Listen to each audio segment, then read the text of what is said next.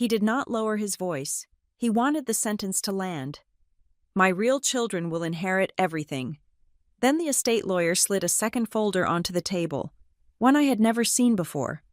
He quietly said, "Mr. Donnelly, this document only activates if you say that out loud." That was when my sister stopped smiling, and my father went pale. My name is Harper Bell, and I am 34 years old. I was sitting in a high-backed leather chair that was too big for me, in a conference room that smelled of furniture polish and the stale, cloying scent of lilies. That smell had clung to my skin and hair ever since the funeral service ended 2 hours ago. It was the scent of my mother's final pageant, a performance orchestrated entirely by the man sitting at the head of the table. We were on the 4th floor of a brick building in downtown Asheville, North Carolina. Outside the floor-to-ceiling windows, the Blue Ridge Mountains were hiding behind a gray curtain of afternoon rain. Inside, the air conditioning was humming a low, expensive note that did nothing to cool the heat rising in my cheeks. Caleb Donnelly sat at the head of the mahogany table. He was the man I had called father for 30 years, ever since he married my mother when I was a toddler. He was wearing a black suit that cost more than my car, and he looked less like a grieving widower and more like a CEO concluding a hostile takeover. He checked his watch, a gold timepiece that caught the dim overhead light, and then he looked at the estate lawyer. He did not lower his voice. He wanted the sentence to land. My real children will inherit everything. The silence that followed was absolute. It was a physical weight. Pressing down on the room, it sucked the oxygen out of the air. To my left, Tessa Donnelly shifted in her seat. She was 26, Caleb's golden child, sharp and beautiful in a way that required constant maintenance. She smoothed the skirt of her black dress, and I saw the corner of her mouth twitch upward. It was a micro-expression, there and gone in a heartbeat, but I caught it. It was Victory. Beside her, Bryce Donnelly, her twin brother, let out a long theatrical sigh and shook his head, looking down at his hands as if he were pained by his father's bluntness. But Bryce was playing a part. He always did. I saw the way his shoulders relaxed. He had been tense since we walked in, terrified that our mother might have left me a crumb that would diminish his slice of the pie. Now, he knew he was safe. I sat perfectly still. I had spent 3 decades training for this moment. I had practiced my reaction in the mirror of my bathroom apartment 1,000 times. I kept my face blank, my hands folded loosely in my lap, resisting the urge to pick at a loose thread on my jacket. I would not give them the satisfaction of a tear. I would not give them the pleasure of an outburst. I was a guest in this family, just as I had been a guest in their house, and guests are expected to be polite, even when they are being shown the door. Grant Halbrook, the estate lawyer, was a man of indeterminate age with steel-gray hair and spectacles that magnified his unblinking eyes. He did not look at Caleb. He did not look at the twins. He was staring at a point on the table, his fingers resting on the closed file in front of him. Caleb leaned back, the leather of his chair creaking. "I think that clarifies things. Grant, the house, the liquid assets, the portfolio, it all stays in the Donnelly line." Lydia understood that. She knew how hard I worked to build this family's security. He said family like it was a brand name. Grant finally moved. He did not open the main file. Instead, he reached into his briefcase, which was sitting on the floor beside him, and pulled out a single, sealed envelope. It was cream-colored, thick, and expensive. On the front, written in blue ink in a handwriting I would recognize anywhere looping, elegant, slightly slanted to the right, was my name, Harper Bell. Grant placed the envelope on the table. He slid it just an inch toward me, then stopped. "Mr. Donnelly," Grant said. His voice graveled and low. "We have not finished the reading." Caleb frowned. The skin between his eyebrows crinkled. He hated deviations from the script. "I have seen the paperwork. Grant, I went through Lydia's filing cabinet myself last week. I saw the draft will from 2010. It is standard. Surviving spouse, then distinct lineage. There is nothing else." "There is," Grant said, But it was not in her filing cabinet, and it is not yours. Caleb slammed his hand on the table. It was a sharp, violent sound that made Bryce jump. I am the executor. I am her husband. Everything she owned is mine to administer. You are the executor of the Donnelly marital assets, Grant corrected him, his tone turning frigid. However, you are not the executor of the Hart family irrevocable trust. Tessa laughed. It was a brittle, sharp sound. The Hart family. You mean Mom's old life? She didn't have anything when she married Dad, just some debt and a beat-up sedan. Grant ignored her. He reached into his briefcase again. This time, he withdrew a thick folder, bound with a red legal cord. He set it down on the table with a heavy thud. The sound was different from the envelope. It sounded dense. It sounded like a weapon. The label on the folder was typed in bold. Black letters. Hart family. Irrevocable trust. Conditional addendum. Caleb stared at the folder. His face had gone from flush to a strange, mottled gray. What is that? This, Grant said, placing his hand flat on the document, is a separate legal entity established by Mrs. Donnelly, Mrs. Hart, as she is referred to in this specific instrument 15 years ago. It operates outside the jurisdiction of your marital estate. 15 years? Caleb narrowed his eyes. Lydia didn't do anything 15 years ago without running it by me. I managed her accounts. I managed everything. She managed to do this, Grant said. He looked up, and for the first time, he looked directly at Caleb. There was no warmth in the lawyer's eyes, only a professional, predatory focus. This document has been dormant. Mr. Donnelly, it contains a very specific activation clause, a trigger. I watched Caleb's throat work as he swallowed. He was trying to calculate, trying to figure out which angle he had missed. What trigger? Grant slid a second, thinner folder out from the main stack. He opened it and turned it around so Caleb could read the header. The assets within this trust, which are substantial, are designated to a primary beneficiary, Grant explained. However, the identity of that beneficiary was made conditional based on the conduct of the surviving spouse immediately following the funeral. That is insane, Bryce sputtered. You cannot condition a will on conduct after death. It is a trust, not a will, Grant shot back, sharp as a whip crack. And you absolutely can condition the disbursement of funds on specific criteria. Mrs. Donnelly was very precise. Grant looked down at the paper. The clause states that if, during the reading of the will or in any formal setting regarding the estate, the surviving spouse, Caleb Donnelly, verbally affirms Harper Bell as his daughter and equal heir, the trust is dissolved and the assets are poured over into the general marital estate, under your control. Caleb's eyes widened. He sat up straighter, a flicker of greed lighting up his face. Well, then, that is fine. We can just... However, Grant interrupted, his voice raising just a decibel, cutting through Caleb's hope like a knife. There is Section B, Grant tapped the page. If the surviving spouse, Caleb Donnelly, verbally excludes Harper Bell, denies her status as his child, or uses specific exclusionary language distinguishing his real children from her, then the conditional addendum activates immediately. The room went dead silent. The only sound was the rain lashing against the glass. I felt a cold shiver run down my spine. I looked at the cream envelope with my name on it. My mother had known. She had not just suspected. She had known exactly who Caleb was. She had predicted this moment down to the vocabulary he would use. Grant looked at Caleb, his expression unreadable. You just said, and I quote, "My real children will inherit everything." Is that correct? Caleb opened his mouth, then closed it. He looked at Tessa, then at Bryce. He looked back at the lawyer. Panic was starting to bleed through his arrogance.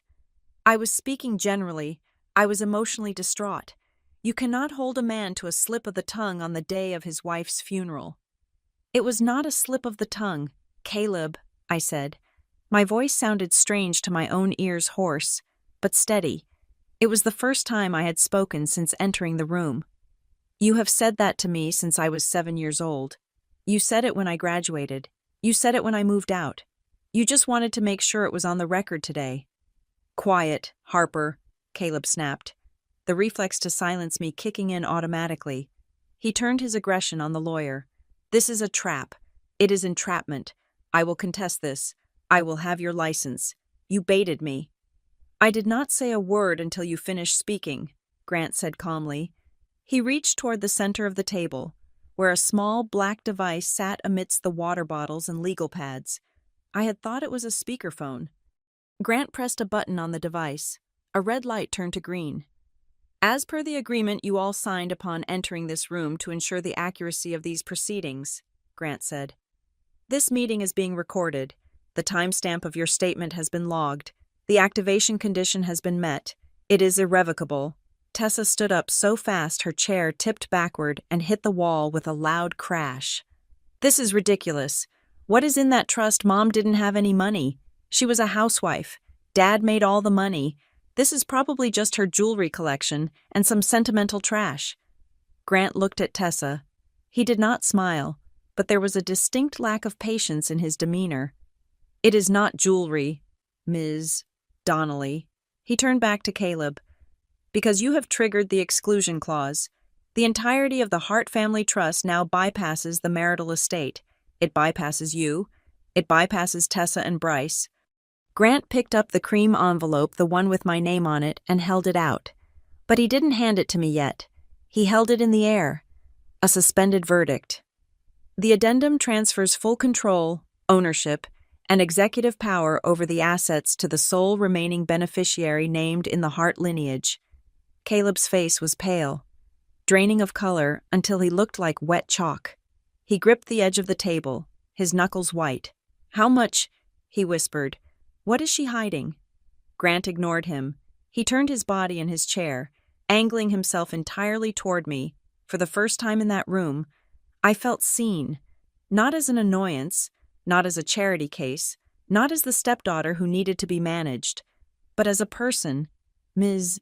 Bell, Grant said softly, your mother spent the last 15 years building a firewall.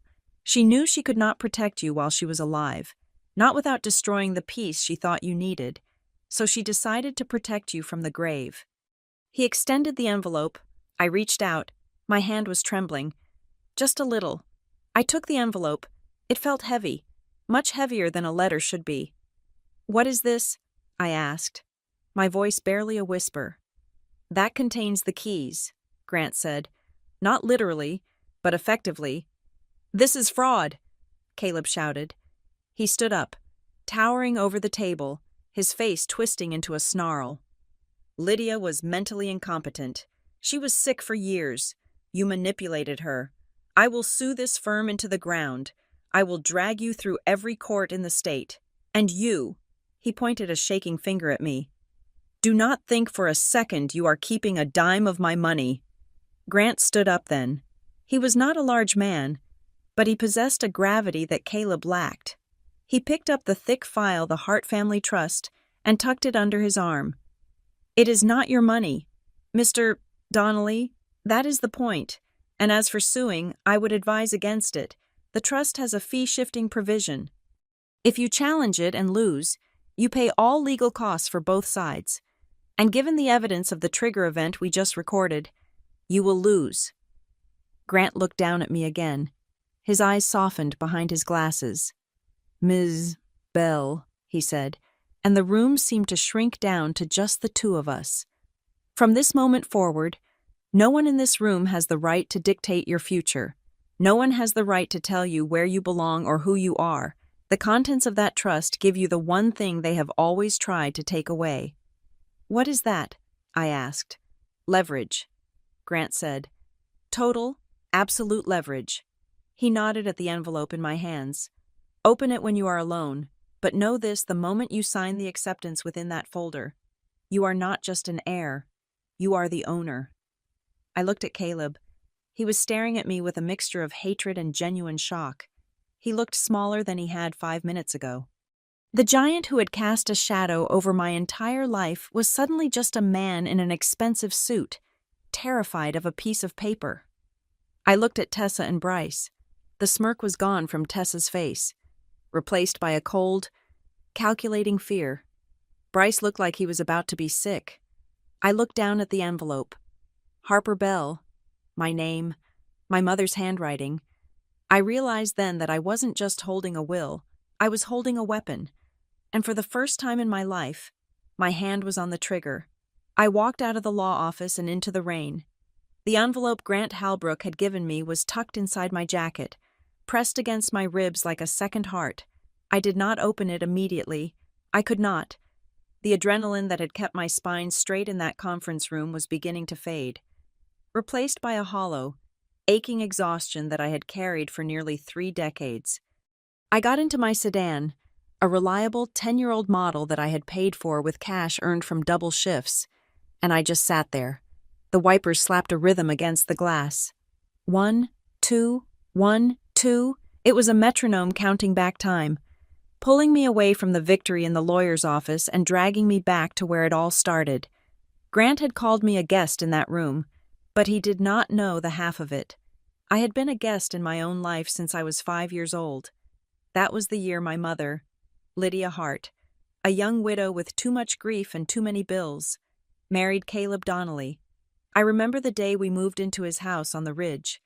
It was a sprawling, pristine structure with white columns and a lawn so manicured it looked like artificial turf. I remember stepping into the foyer, clutching a ragged stuffed bear that smelled like our old apartment. Caleb had looked down at me, not with malice, but with a cool, detached appraisal. He looked at me the way a man looks at a scratch on the bumper of a new car, a flaw he would have to tolerate but would never stop noticing. "Harper," he had said, his voice smooth and deep. "We do not leave toys in the common areas. This is a house for adults. Your room is upstairs. Keep your things there." He did not shout. Caleb never shouted. He did not hit. He did not need to. He operated on a system of exclusion so precise it could cut glass. Over the next 30 years, I learned the rules of the Donnelly Kingdom. It was a constitutional monarchy where Caleb was king, and my mother was the consort who had been allowed in on a conditional visa. When Tessa and Bryce were born 2 years later, the hierarchy solidified. They were the heirs. I was the baggage. The hallway leading to the living room was the gallery of my erasure. It was lined with framed professional photographs documenting the rise of the Donnelly family. There were photos of Tessa at her first ballet recital, looking like a porcelain doll. There were photos of Bryce holding a trophy from his Pee Wee soccer league. There were endless studio portraits of the 4 of them, Caleb, Mom, Tessa, and Bryce, all wearing matching sweaters, all smiling with teeth that had been straightened by the best orthodontists in the state. I was in none of them. Well, that is not entirely true. In one photo from a trip to the coast, you could see a blurry elbow on the far left edge of the frame. That was me. I had been standing next to Mom, but when the photographer sent the proofs, Caleb had selected the crop that centered his real family. I remember asking Mom about it when I was 10. She had looked at the photo, then at me, her eyes filling with a sudden, terrified water. She told me the photographer made a mistake, but later that night, I found a $20 bill tucked under my pillow. It was hush money. It was an apology she could not speak aloud. That was the pattern. Caleb would slice away a piece of my dignity, and Mom would try to patch the wound in secret. I grew up understanding that I was a line item in a budget Caleb resented balancing. He provided a roof and food, but he made sure I knew the cost of every calorie.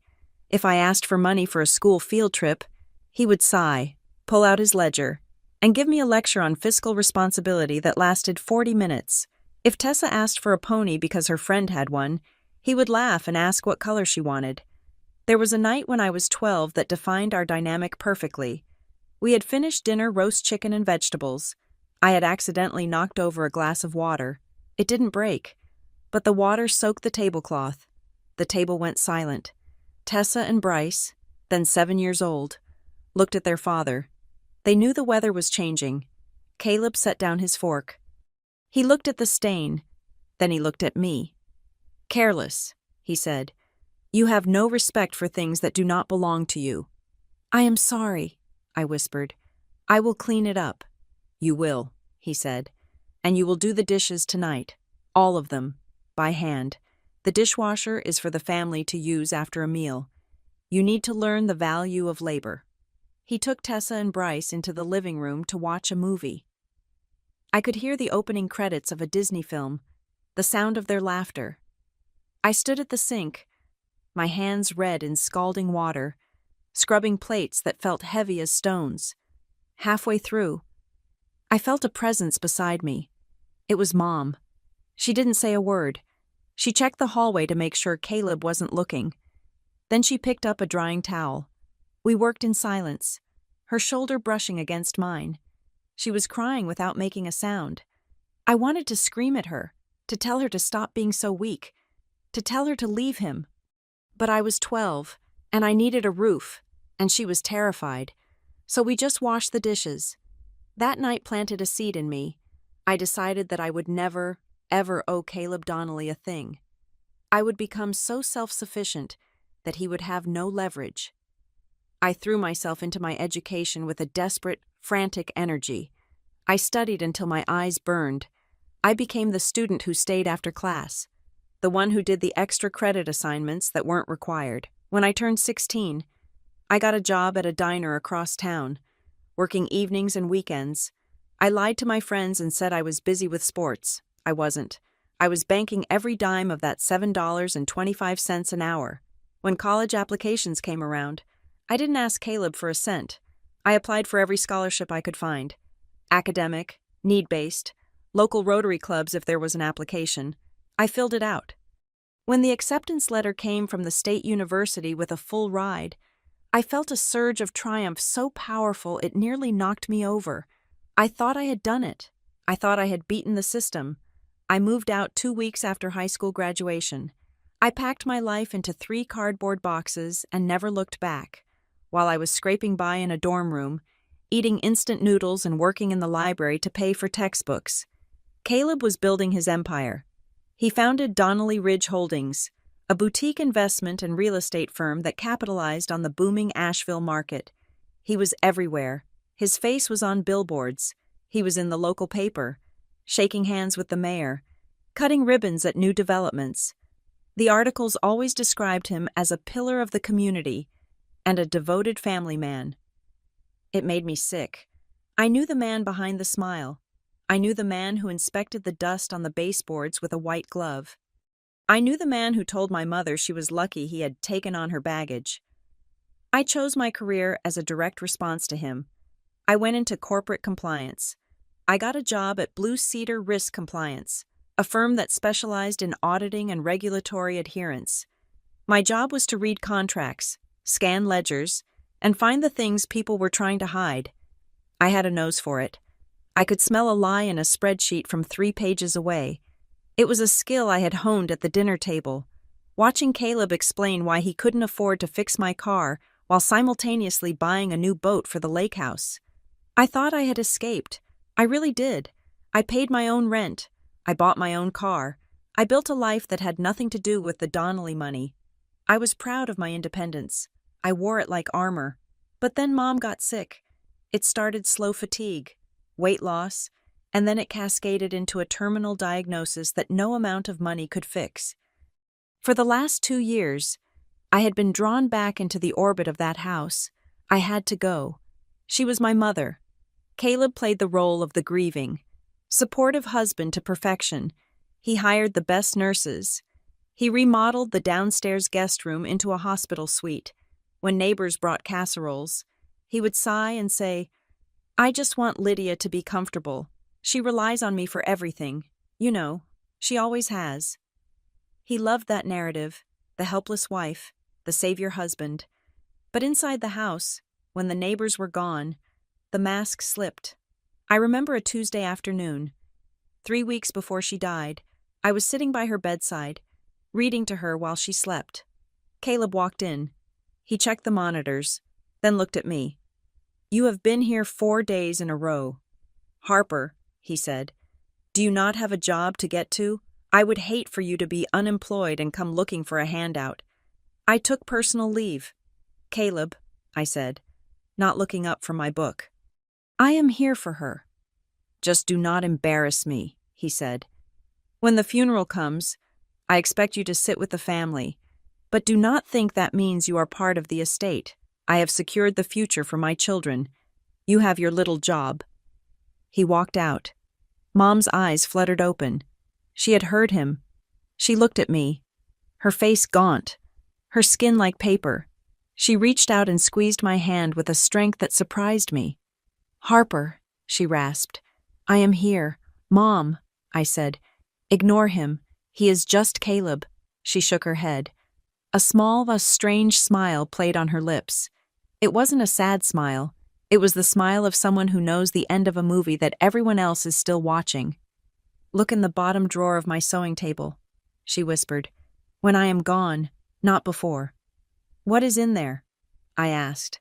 A phone, she said. My other phone. I frowned. You have 2 phones. I have had a lot of things you do not know about, she said. Her voice was getting weaker, fading into the drug-induced haze of the morphine. He thinks I was weak. Harper, he thinks I just sat here for 30 years and let him win. She closed her eyes. He is wrong. Sitting in my car outside the law office, listening to the rain, I finally understood what she meant. I looked down at the folder Grant had given me. For 30 years, I thought my mother was a victim. I thought she was a sweet, passive woman who had traded her autonomy for security. I thought I was the strong one because I fought back, because I left, because I shouted. I was wrong. I was the loud distraction. She was the silent assassin. I put the car in gear. I needed to go home. I needed to open this envelope, and then I needed to find that sewing table. Because for the first time in my life, I wasn't just a guest in the Donnelly narrative. I was the one holding the pen, and I was about to rewrite the whole damn story. Grant Halbrook did not rush. He adjusted his glasses, opened the thick folder labeled Hart Family Irrevocable Trust, and smoothed the top page with the flat of his hand.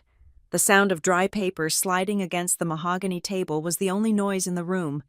It sounded like a blade being sharpened. I watched Caleb. He was trying to regain his composure, trying to shrink back into the persona of the benevolent patriarch. But his eyes were darting around the room. He was looking for an exit, or perhaps a witness he could charm. There was neither. Let us discuss the corpus of the trust, Grant said, his voice devoid of theatricality. He was reading from a spreadsheet. The assets originated from the liquidation of the Hart estate prior to your marriage to Ms. Hart in 1995. Specifically, the sale of a majority stake in a company called Hartway Freight Systems. Tessa let out a sharp, incredulous laugh. She shook her head, her perfectly highlighted hair catching the light. Hartway, please. Mom told us about that. It was a trucking company her first husband ran. It went bust. That is why she had to sell the house and move into the apartment where Dad found her. She was destitute. She was liquid, Grant corrected her. He did not look up. She sold Hartway Freight Systems to a logistics conglomerate out of Chicago 3 months before she met your father. The sale price was not public record because it was a private acquisition. However, the net proceeds after tax were substantial. Caleb was staring at the lawyer. His mouth was slightly open. Lydia told me she was bankrupt. She told me the creditors took everything. I paid off her credit cards. Grant, I paid for her car insurance. I gave her an allowance. She accepted the allowance to keep the peace, Grant said. And she kept her own money in a blind trust, managed by this firm, designed specifically to remain invisible to a future spouse. It is a standard asset protection strategy. Though Mrs. Donnelly executed it with unusual discipline. How much? Caleb demanded. His voice was thick. How much is in there? Grant ran his finger down the column of figures. With aggressive compounding over 30 years, diversified market investments, and a few key venture capital entries that performed exceptionally well as of the closing of the markets yesterday, the total value of the trust stands at approximately $19.6 million. The air left the room. I felt a physical jolt in my chest, like I had missed a step on a staircase. 19 million? My mother, who clipped coupons for laundry detergent, who let Caleb lecture her about leaving lights on because electricity costs money, sat on a fortune that could have bought his entire company twice over. Tessa looked like she had been slapped. She turned to Caleb. "Daddy, that is not possible. Is it?" Caleb did not answer. He was pale. He was doing the math in his head. He was realizing that every time he had handed my mother $100 bill for groceries and expected gratitude, she had been acting. She had been playing a role. "That is fraud," Bryce said, his voice trembling. "She lied to him for 30 years. That is spousal fraud. We can pierce the trust. Marriage is a financial partnership. She hid assets." "Premarital assets are not community property in North Carolina unless commingled," Grant said smoothly, "and she never commingled a cent. Not one penny of this money ever touched a joint account. She was extremely careful. She let you pay for everything, Mr. Donnelly, which, legally speaking, was very generous of you." Grant turned a page. "But the cash value is only part of the portfolio. There is a matter of the passive equity holdings." He looked at Caleb then. A strange look crossed the lawyer's face. It was almost pity, but it was too cold for that. "Mr. Donnelly, are you familiar with the Vantage Point Growth Fund?" Caleb blinked. The name clearly meant something to him. "Yes, of course. They are a private equity group. I secured a mezzanine loan from them 4 years ago to expand the Donnelly Ridge commercial complex. It was a standard business transaction." "It was," Grant agreed. "A $5 million loan at 8% interest, secured against your personal equity in the firm. A high-risk loan." "It was necessary capital," Caleb snapped. "Business is about leverage." "Indeed," Grant said. "Well, you will be interested to know that the Hart Family Trust is a limited partner in the Vantage Point Growth Fund. In fact, the trust owns roughly 12% of the fund's total capital pool." I watched the realization hit Caleb. It happened in slow motion. His eyes widened, then narrowed. His jaw clenched. "Meaning," Grant continued, spelling it out for the room, "that when you borrowed that money, you were effectively borrowing from your wife, and for the last 4 years, the interest payments you have been struggling to meet. A portion of them has been flowing directly back into this trust." I covered my mouth with my hand. I had to. A laugh was bubbling up in my throat. A hysterical, jagged thing. My mother had not just hidden money. She had become his creditor. Every time Caleb boasted about his business acumen at the dinner table, every time he told us how he was leveraging debt to build an empire, he had been paying interest to the woman sitting quietly at the other end of the table eating peas. "That is impossible," Caleb whispered. "I would have seen her name on the documents." "Blind trust," Grant repeated. "You saw a corporate entity number. You never looked deeper because you never assumed your wife was capable of high-level finance. You underestimated her. Mr. Donnelly." Consistently, Caleb slumped back in his chair. He looked defeated, but then, the survival instinct that had made him rich kicked back in. He straightened his tie. He placed his hands flat on the table. "Fine," he said. His voice was brittle. "She had money. She hid it. That hurts, but it does not change the law. I am the surviving spouse. Even with a separate trust, I have a claim to an elective share. I can challenge the validity of the exclusion." "You could have," Grant said, "if this were a standard will, but this is a revocable trust that became irrevocable upon death, governed by the conditional addendum." Grant tapped the second folder, the one that had appeared after Caleb's fatal sentence. "Let us review the mechanism one more time, so there is no confusion. The conditional addendum was an amendment drafted 5 years ago. It stated that the control of the trust would remain with the primary trustees, a board appointed by this firm, unless a specific trigger event occurred." "The trigger?" Caleb spat. "My words." "Your disavowal," Grant corrected. "The document is explicit. It says, should Caleb Donnelly, in the presence of legal counsel and heirs, verbally deny the familial status of Harper Bell or attempt to distinguish her from his biological issue for the purpose of inheritance exclusion, the position of successor trustee shall immediately transfer to Harper Bell." Grant looked at me. "That means Ms. Belle, you do not just get the money, you get the control. You can liquidate the positions. You can call in the loans. You can audit the prior years. Call in the loans, I asked. My mind raced to the Vantage Point debt. The trust has rights as a major stakeholder in the fund, Grant said. But we can discuss strategy later. Caleb stood up again. Lydia would never do this. She loved me. She was grateful to me. You forged this, Grant. You and this ungrateful girl cooked this up. Sit down, Caleb, Grant said. It was not a request. It was an order. Grant opened the folder to a specific page. It was a scanned copy of a document. At the bottom, in blue ink, was my mother's signature. And next to it, a notary stamp dated 5 years ago. She did it, Grant said. And she did it because she knew you. She knew that the moment she was gone, the moment her influence was removed, you would revert to type. She bet $19 million that you could not get through this meeting without cutting Harper out, and she won. Grant slid a thick document toward me. It was the acceptance of trusteeship and beneficiary status. Ms. Bell, he said, I need you to sign at the tabs. Once you sign, the assets transfer to your name effectively immediately. The accounts will be frozen to anyone but you. I picked up the heavy fountain pen Grant offered. The black resin felt cool against my sweating palm. I looked at the paper. It was a wall of legal text, but the meaning was simple freedom. I moved the pen toward the paper. Wait, Grant said sharply. I stopped, the nib hovering an inch above the signature line.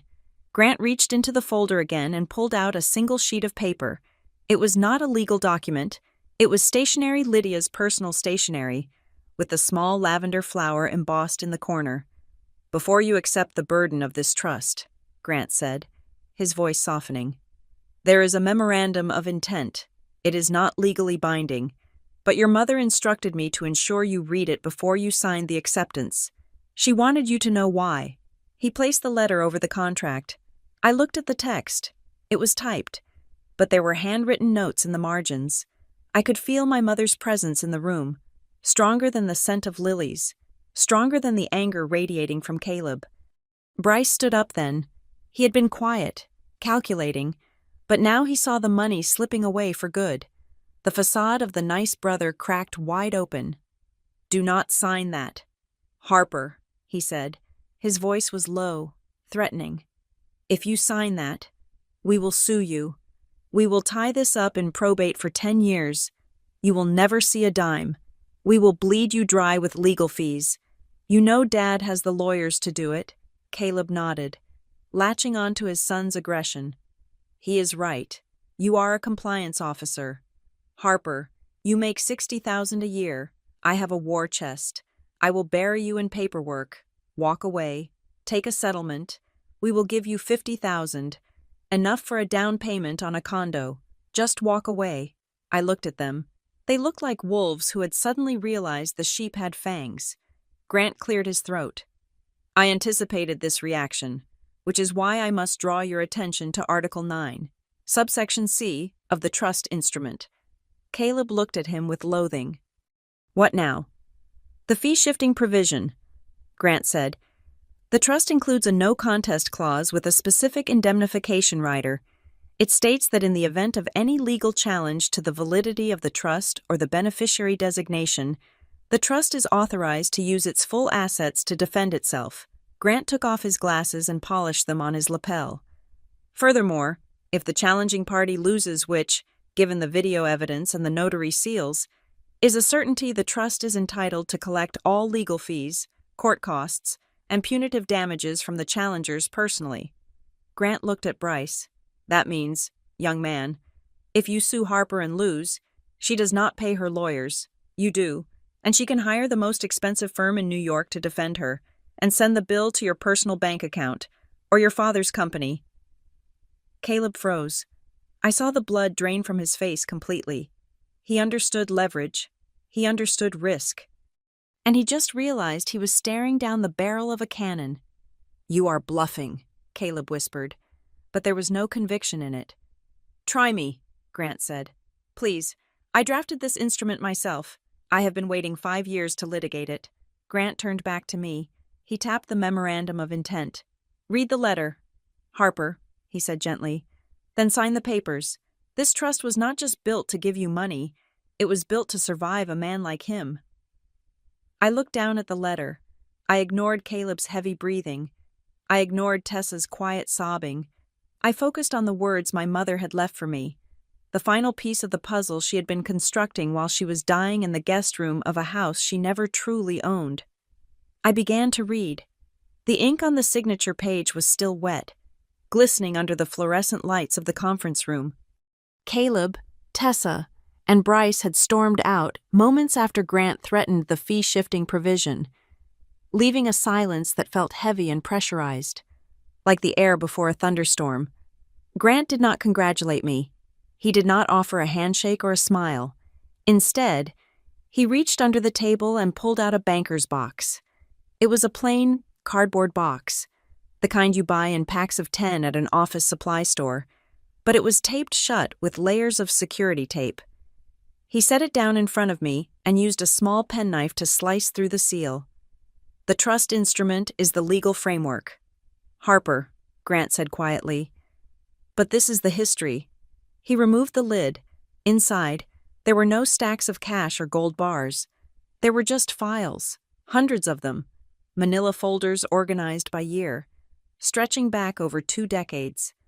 Your mother corresponded with me through a secure server, Grant explained, pulling out a sheaf of printed emails.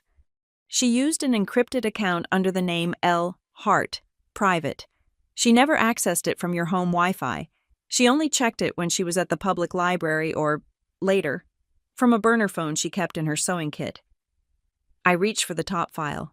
It was labeled simply, Education, H. Bell. My hands shook as I opened it. The first document was a copy of a letter I knew by heart.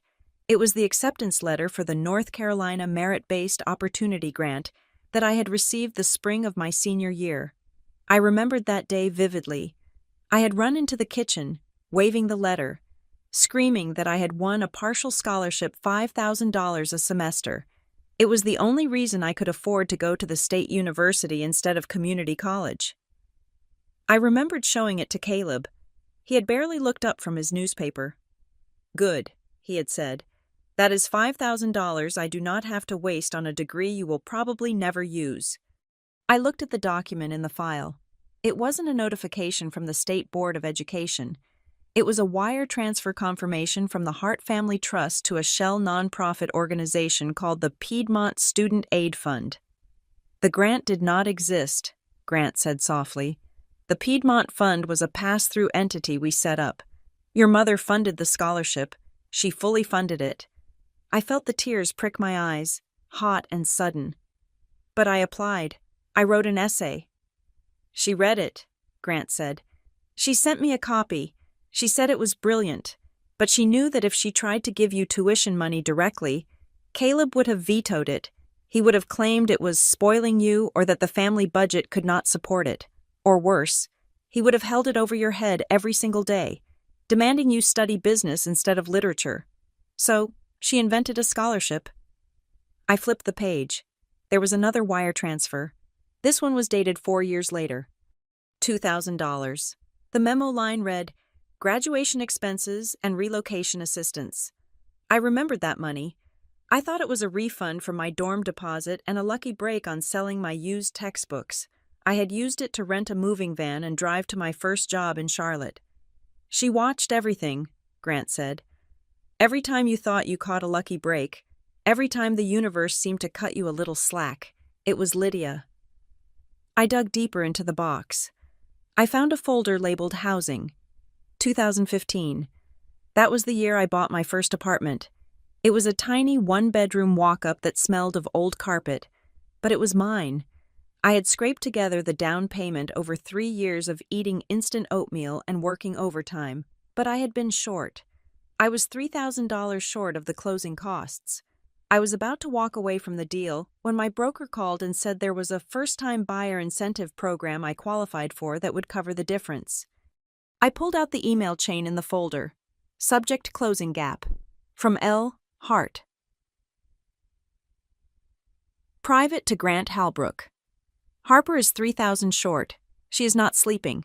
I can hear it in her voice when she calls. If she loses this apartment, she will have to move back to Asheville. And if she moves back here, Caleb will suffocate her. Initiate the transfer to the broker's escrow account. Make it look like a municipal grant. Do not let her know it came from me. If she knows, she will feel guilty. If Caleb knows, he will demand I co-sign and take equity. I lowered the paper. My chest ached. I had spent so many nights during those years lying awake, counting pennies, feeling proud of my grit. I had walked around with my chin held high, telling myself that I was a self-made woman, that I had built my life without a single handout from the Donnelly Empire, and I had, but I hadn't built it alone. My mother had been there the whole time, a silent architect in the shadows, shoring up the foundation whenever it threatened to crack. I remember one month, I whispered, my voice trembling. I was 22. I had a flat tire and a dental emergency in the same week. I had $12 in my checking account. I didn't eat dinner for 10 days so I could pay the mechanic. I didn't tell her.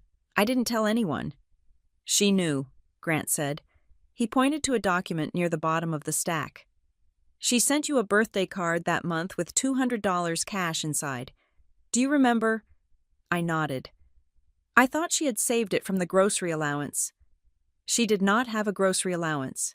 Harper. Caleb audited the receipts.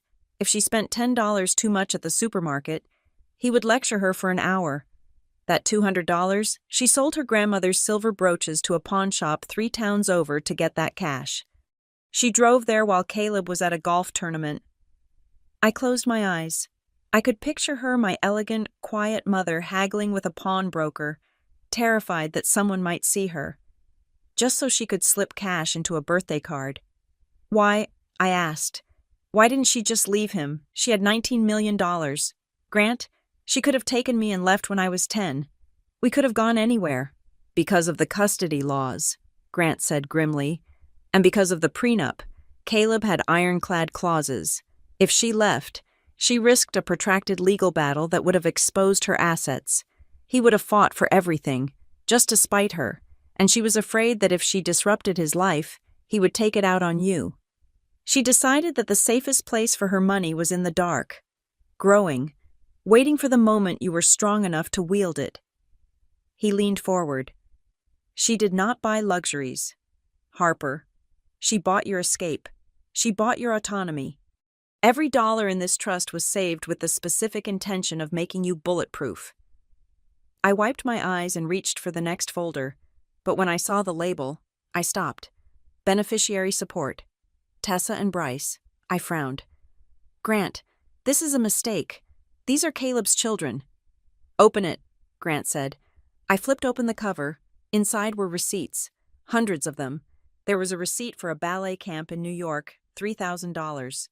I remembered Tessa going to that camp when she was 15. She had bragged about it for months. Caleb had told everyone at the country club that he was sending his little princess to train with the best. The check was signed by the trustee of the Hart Family Trust. There was an invoice for SAT prep courses, the elite. Private tutoring kind. That was for Bryce. Caleb had claimed Bryce got his scores through natural intellect and hard work. But then I saw the medical bills. Psychotherapy. Dr. Ellen Friedman. The patient name was Tessa Donnelly. The dates covered a 2-year period when Tessa was 16 and 17. Tessa was in therapy, I asked, stunned. Caleb doesn't believe in therapy. He calls it weakness for people who cannot handle reality. Tessa was struggling with an eating disorder, Grant said quietly. Caleb told her to just eat a burger and stop being dramatic. He refused to pay for a shrink. He said it would look bad on the insurance records if anyone found out. Your mother found a therapist who took cash. She paid for every session out of the trust. She drove Tessa there herself and told Caleb they were going shopping. I stared at the page. My mother had saved Tessa's life. The sister who had sneered at me today, who had looked at me with such disdain she had been protected by the same woman she treated like furniture. And Bryce? I asked. Gambling debt, Grant said. Sophomore year of college. He got in over his head with some bookies online. $7,000. He was terrified to tell Caleb. Caleb would have disowned him, or at least cut him off. Bryce went to your mother crying. She paid it off the next morning. I sat back, the room spinning slightly. She helped them, I said. She helped the children who treated her like a servant. She was a mother. Harper, Grant said. She saw 2 children who were being crushed by the same man who was crushing her. She knew they weren't her blood, and she knew they would never be loyal to her, but she couldn't watch them drown. That was the difference between her and Caleb. Caleb views people as investments. Lydia viewed them as human beings. He tapped the folder. But make no mistake, she knew who they would become. She knew that when she died, their loyalty to their father and their greed would override any kindness she had shown them. That is why she excluded them from the trust. She paid for their survival while she was alive. She was not obligated to fund their arrogance after she was dead. I looked at the pile of papers. It wasn't just accounting. It was a map of a battlefield. My mother had been fighting a war in her own kitchen for 30 years. She had been moving pieces, covering losses, and fortifying defenses, all while pouring tea and smiling at a man who thought he owned her. I picked up the final item in the box. It wasn't a folder. It was a single yellow sticky note attached to a thick, bound document at the very bottom. The handwriting was hurried, jagged, as if she had written it quickly. Grant, if he ever says it out loud, if he ever says the words, "my real children," give Harper the addendum, do not hesitate. If he says it, it means he has finally erased me completely. And if I am erased, Harper is in danger. Give her the sword. I traced the word sword with my fingertip. The meeting today, the reading of the will. It hadn't been a standard procedure. It had been a final test. My mother knew Caleb's vanity. She knew his need to assert dominance. She had baited a trap with her own silence, knowing that eventually his ego would snap it shut. She knew he would say it, I said. She knew he couldn't help himself. She bet $19 million on his narcissism, Grant said. And she was right. He stood up and walked to the window, looking out at the rain. Harper, you need to understand something. The money is yours. The house he is living in, the mortgage, was serviced by banks that sold the debt to funds we invested in. The commercial loans for his business, we hold the paper. You are not just wealthy. You are the invisible hand that has been holding up his entire world. I looked down at the documents. The fear I had felt for 30 years, the fear of Caleb's disapproval, the fear of poverty, the fear of being the outsider began to evaporate. It was replaced by a cold, sharp clarity. I wasn't the victim. I wasn't the poor stepdaughter. I was the CEO of the company that owned Caleb Donnelly's life. My phone buzzed on the table, vibrating against the mahogany. The sound was jarring in the quiet room. I picked it up. A text message notification lit up the screen. It was from Bryce. You signed it, didn't you? Dad says you are stealing our inheritance. He says you manipulated Mom when she was sick. We are coming for you. Harper, don't spend a dime. It's not yours. I read the message twice, 10 minutes ago. That text would have terrified me. It would have made me want to apologize, to smooth things over, to retreat. But now I looked at the receipts for his gambling debts. I looked at the records of the therapy sessions my mother had paid for to save his sister. I looked at the scholarship letter that had allowed me to escape their house. I didn't reply. I simply turned the phone face down. Grant, I said, my voice steady. I want a full audit of the Donnelly Ridge Holdings loan agreements held by the Vantage Point Fund, and I want to know exactly what the terms are for calling in a distressed debt. Grant turned from the window. A small, grim smile touched his lips. I have the files right here, he said. Shall we begin? I unlocked the door to my apartment and stepped into the quiet. It was a suffocating kind of silence, the heavy static air of a space that has been waiting for someone to return. I locked the deadbolt behind me, a habit I had picked up when I was 19 and living in a neighborhood where the streetlights rarely worked, and I leaned my back against the wood. The only sound in the room was the low, rhythmic hum of the refrigerator in the kitchenette. It was a grounding noise, a reminder that the world was still turning, that electricity was still flowing, even if the tectonic plates of my life had just shifted violently. I walked to the sofa and sat down, still wearing my coat. The cream-colored envelope Grant Halbrook had given me was in my hand. It was warm from where I had held it against my body. I ran my thumb over the seal. It wasn't wax. It was a simple adhesive strip, but opening it felt like breaking a treaty. I slid my finger under the flap and tore it open. Inside, there were no legal documents. There were no notary stamps or whereas clauses. There was just a sheaf of stationery, the same heavy paper I had seen in Grant's office.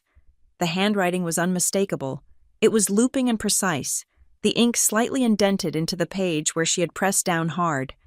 My dearest Harper, if you are reading this, 2 things have happened. First, I am gone.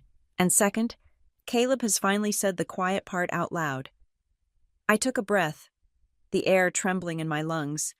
I know you have spent most of your life wondering why I stayed. I saw it in your eyes when you were 12 and washing dishes while he watched television. I saw it when you were 16 and he refused to let you go on the school trip to Washington. I saw the judgment. Harper, I saw the disappointment. You thought I was weak. You thought I loved the security more than I loved my own dignity. You were half right. I did choose security. When your father, your real father, died, I was 26 years old with a toddler and a mountain of debt. I was terrified. The world felt like a mouth waiting to swallow us. When Caleb came along, he didn't look like a husband. He looked like a fortress. He looked like walls that would keep the wind out. That was my great sin. Harper, I traded our peace for his walls. I thought I could pay the rent with my silence. I wiped a tear that had fallen onto my knuckle. I didn't want to blur the ink, but by the time I realized the price was too high, I was trapped, not just by the prenup or the lack of money I could have handled being poor again. I stayed because of the others. I stayed because of Tessa and Bryce. I paused. I looked up at the empty room. She stayed for them. The children who had treated her like a servant in her own home. I know what they are to you. I know they are spoiled and cruel, and that they look at you like you are a stain on their perfect picture. But I saw what Caleb was doing to them. He was hollowing them out. Harper, he was treating them like bonsai trees, snipping off every part of their personalities that didn't fit his design. He wanted clones. He wanted mirrors. If I had left, he would have had total control. There would have been no one to soften the blows, no one to pay for the therapy he forbade, no one to remind them, even in small whispers, that kindness wasn't a weakness. I stayed to be the buffer. I stayed to make sure that even if they turned out damaged, they wouldn't turn out completely empty. But I knew I couldn't save them, not fully, and I knew I couldn't protect you while I was alive. He was too strong, and I had given him too much ground. So, I started building the exit, the trust, the money, the secret accounts that isn't about revenge. Harper, revenge is for people who have time to waste, and I have wasted enough time. This is about leverage. It is about taking back the pen. For 30 years. Caleb has told the story of this family. He decided who was smart, who was worthy, who was real. He decided that you were the charity case. He spun that story so well that even you started to believe it. I saw you working yourself to the bone, trying to prove him wrong. But deep down, a part of you wondered if he was right, wondered if you were just a guest. This document, the conditional addendum, is the truth. It is the proof that his story was a lie. I didn't trigger this. Harper, he did. I wrote the condition because I knew him.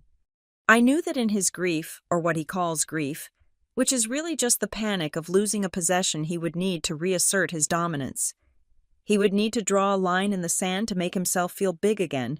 He would need to separate his real blood from the outsider. I bet my fortune that he would try to erase you one last time. And by doing so, he handed you the eraser. I let out a sob, a short, sharp sound that echoed off the walls. She knew. She had played a game of 3-dimensional chess against a man who thought she was playing checkers. and she had checkmated him from the grave. There is one more thing. Go to Harbor Point Trust Bank on 4th Street. Ask for safety deposit box number 409. The key is taped to the back of the framed photo of your grandmother in my sewing room, the one Caleb always said was too rustic for the living room. Inside the box, you will not find money. You will find my journals. You will find the letters I wrote to you on your birthdays, but never mailed because he checked the outgoing post. You will find the original birth certificates and the adoption papers he refused to sign. You will find the history of us. Harper, the real history. But listen to me closely. Do not use this money to destroy them. It will be tempting. You have the power now to burn his company to the ground, to evict him, to humiliate him the way he humiliated us. But if you do that, you are just playing his game with a different bank account. Don't use the money to win. Use it to escape. Use it to escape the voice in your head that sounds like him. Use it to buy the silence you need to hear your own thoughts. Use it to build a wall that he cannot climb over, and then sit behind that wall and live a life that has absolutely nothing to do with Caleb Donnelly. He wanted you to be nothing, so the greatest punishment you can inflict on him is to be everything. Without him, I love you. I have always loved you, and I am so sorry it took me dying to give you the life you deserved. Love, Mom. I lowered the letter. My hands were shaking so hard the paper rattled like dry leaves. I sat there for a long time, just breathing. The tears were flowing freely now, hot and salt-heavy, soaking into the collar of my shirt. I wasn't crying because of the money. I wasn't crying because of the vindication. I was crying because for 30 years, I thought my mother was a ghost haunting her own house. I thought she was fragile. I thought she had surrendered. But she hadn't surrendered. She had been digging a tunnel. Every time she smiled at Caleb while he insulted her, she was digging. Every time she washed the dishes he told me to wash, she was digging. She had been digging for decades, just so she could hand me the shovel the moment she was gone. She wasn't weak. She was the strongest person I had ever known. She had endured a slow, quiet suffocation just to make sure I could breathe. I looked at the signature again. Love, Mom. It felt like she was in the room with me. I could smell her perfume, lavender and vanilla, faint but real. The crushing weight of the last 3 decades, the feeling of being small, of being less than, began to lift. The silence in the apartment wasn't empty anymore. It was full. It was full of her. Then, the silence shattered. My phone, which I had left on the coffee table, began to buzz violently against the wood. The screen lit up, flashing a name that made my stomach tighten by reflex. Bryce Donnelly. I stared at it. The old Harper. The Harper from yesterday. Would have panicked. She would have wondered what she had done wrong. She would have rehearsed an apology. But I wasn't that Harper anymore. I had the letter. I had the truth. I picked up the phone and swiped the green icon. I didn't say hello. I just put the phone to my ear and waited. Harper? Bryce's voice was high, tight with a panic I had never heard in him before. He sounded like a child who had lost his mother in a grocery store, but with an edge of malice. Are you there? You need to listen to me. I am listening, Bryce, I said. My voice was calm. It sounded like the refrigerator hummed steady, mechanical, cold. Dad is going crazy, Bryce said. He is tearing the study apart looking for copies of the old wills. He called the partners at the firm. He is screaming about theft. Harper. He says you stole that money. He says you coerced Mom when she was on the morphine. Grant has the medical records. Bryce, I said. Mom signed the addendum 5 years ago. She was perfectly healthy. It doesn't matter, Bryce yelled. He will find a judge. He knows everyone in this town. If you don't withdraw that signature, if you don't call Grant right now and say it was a mistake. He paused, his breath hitching. What, Bryce? I asked. What will happen? He will make you lose everything, Bryce hissed. He will contact your boss at Blue Cedar. He will tell them you are under investigation for financial fraud. He will ruin your reputation. You know he can do it. He will make you unhireable. He will burn you down. Harper, just take the settlement. Dad said he would go up to 100,000. Just take it and go away. I looked at the letter in my lap. Don't use the money to win. Use it to escape, but before I could escape, I had to make sure they couldn't follow me. Bryce, I said softly. What? Tell Caleb that if he contacts my employer, I will authorize a forensic audit of the Vantage Point loan interest payments from 2020 to the present day. Tell him I will look at every single cent that flowed from Donnelly Ridge Holdings into the trust. There was silence on the other end. Dead silence. How do you know about that? Bryce whispered. I know everything, I said. And tell him one more thing. What? Tell him he shouldn't have said it out loud. I hung up the phone. The silence returned, but this time, it felt like armor. I folded the letter carefully and placed it back in the envelope. I had work to do. They were going to come at me with everything they had. They were going to lie. They were going to sue. But they had no idea who they were fighting. They thought they were fighting Harper Bell, the quiet stepdaughter. They were wrong. They were fighting Lydia Hart, and she had already won. The process server arrived at my office at Blue Cedar Risk and Compliance exactly 48 hours after the funeral. He did not look like a movie villain. He looked like a bored college student in a windbreaker. He walked past the reception desk, asked for Harper Bell, and when I stood up, he shoved a thick envelope into my chest. You have been served, he said, and then he walked out, leaving me standing there while my coworkers pretended not to stare. I went into the break room and opened it. The lawsuit was titled, Donnelly et al. Vi. Bell. The plaintiffs were Tessa Donnelly and Bryce Donnelly, with Caleb listed as a third-party interest.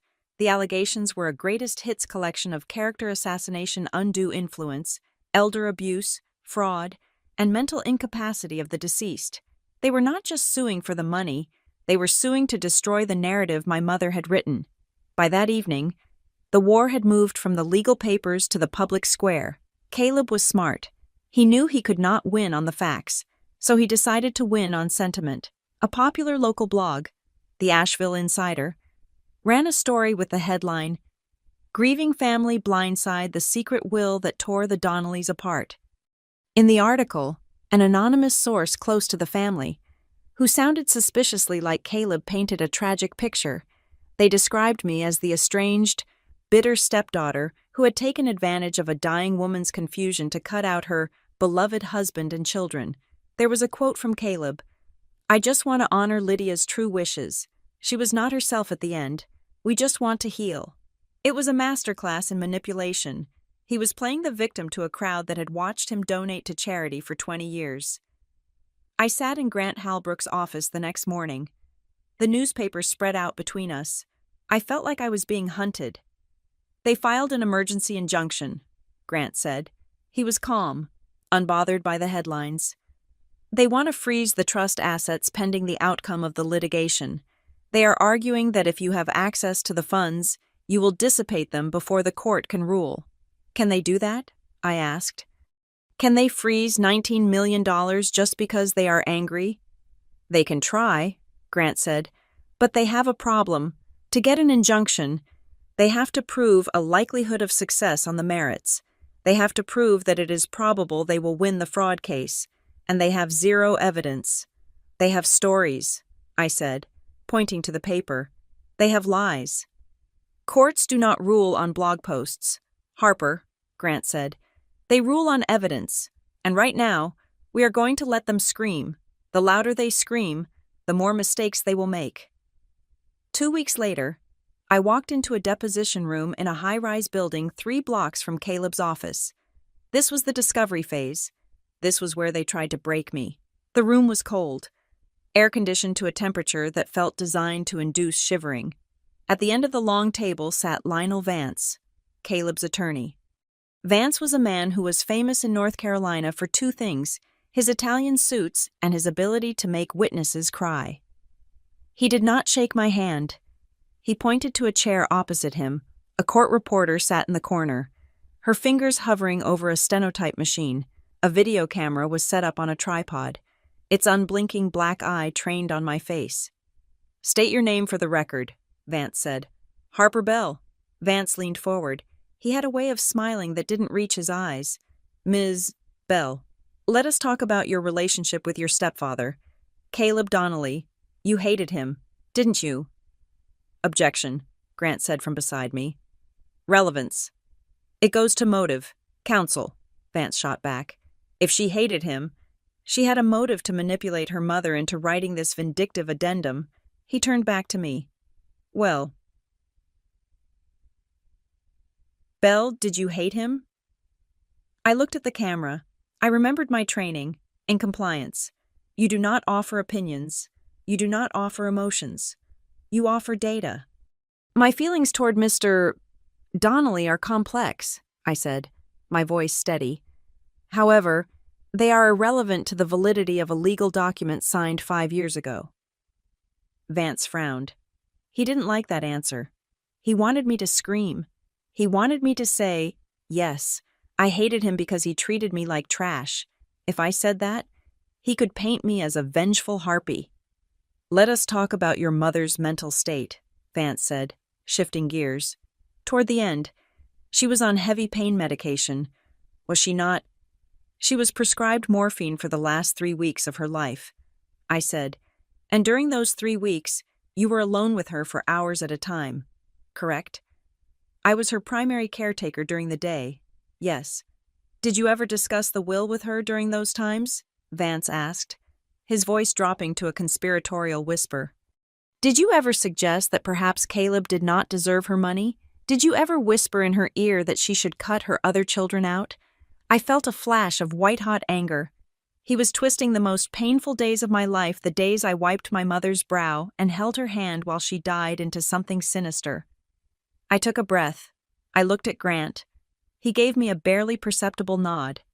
I did not discuss the trust with my mother in the final weeks, I said, because the trust was already finalized. The conditional addendum was signed, notarized, and filed 5 years prior to her death. Her medication at the end is irrelevant to a document executed when she was in perfect health. Vance slammed his hand on the table. It was a calculated outburst, meant to rattle me. You expect this court to believe that a loving wife and mother secretly disinherited her family 5 years ago without any outside pressure. That is absurd. The only explanation is that you poisoned her mind against them over a long period. He leaned in, his face inches from the imaginary line between us. Tell me, Ms. Bell, why would she do it? Why would she create a clause that only activates if her husband says a few specific words? It sounds like a trap. It sounds like a game you two cooked up. It was not a game, I said. It was a protection mechanism. Protection from what? Vance sneered. From a grieving husband expressing his pain. From a narcissist expressing his truth. I said. Vance froze. He smiled. He thought he had me. So you admit it. You admit this document was designed to punish him for his personality. Grant, I said. Grant reached into his briefcase. He pulled out a small flash drive. Mr. Vance, Grant said, since we are discussing the activation of the clause, and you seem to be characterizing Mr. Donnelly's statement as grieving pain, I believe it is time to enter Exhibit C into the record. What is this? Vance asked, eyeing the drive. This is the audio recording of the meeting where the will was read, Grant said. The meeting where your client, Mr. Donnelly, triggered the addendum. Vance waved his hand. We have the transcript. We know what he said. He said, my real children will inherit everything. It was a slip of the tongue. Let us listen to the tone, Grant said. He plugged the drive into the laptop connected to the room's speaker system. He clicked a file. The room filled with the sound of rain hitting a window, then the creak of a leather chair. Then, Caleb's voice cut through the air. It wasn't the voice of a grieving man. It was the voice of a CEO closing a deal. It was cold, arrogant, and utterly dismissive. My real children will inherit everything. Then, the silence. Then, the sound of Tessa laughing. The recording played on. It captured Caleb's rage when the second folder was revealed. It captured his immediate shift from grieving husband to greedy businessman. It captured him asking, how much? What is she hiding? Grant stopped the playback. That, Grant said, pointing to the speaker, is not a man in mourning. That is a man who thought he had successfully erased his stepdaughter. The addendum was not undue influence. It was a conditional contract. Mr. Donnelly held the key. He could have said nothing. He could have said, "We are all her children." If he had said that, the money would be his. He chose to exclude. He pulled the trigger on himself. Vance sat back. He looked at his client, who wasn't there, but whose presence hung over the table. Vance was a good lawyer. He knew the difference between a slip of the tongue and a statement of intent, and he knew that recording was a disaster for his case. "We are done for today," Vance said, closing his folder. "We will reserve the right to recall the witness." I walked out of that building feeling like I had just gone 12 rounds in a boxing ring. My hands were shaking, but my head was clear.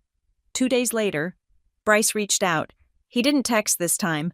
He showed up at the coffee shop near my apartment where I stopped every morning before work. He was wearing a hoodie and jeans, trying to look casual, trying to look like the brother I used to know before the money got in the way. "Harper," he said, stepping in front of me as I reached for the door handle. I stepped back. "I am not supposed to talk to you. Bryce, we are in litigation. Anything you say, I have to report to my lawyer." I know, he said, holding up his hands. "I just wanted to talk, off the record, brother to sister." "We are not brother and sister," I said. "According to your father. You are the real child. I am just the error." "Dad is losing it," Bryce said. His eyes were bloodshot. He looked tired. "He is obsessed. He is spending thousands a day on these lawyers. He is screaming at me and Tessa. Harper, he is going to burn through everything just to fight you." "That is his choice," I said. "Look," Bryce stepped closer. "I know Dad is difficult. I know he treated you badly. But Tessa and we were just kids. Why punish us? Why take everything?" He looked at me with those puppy dog eyes that had worked on his teachers, his girlfriends, and even my mother. "I am not punishing you.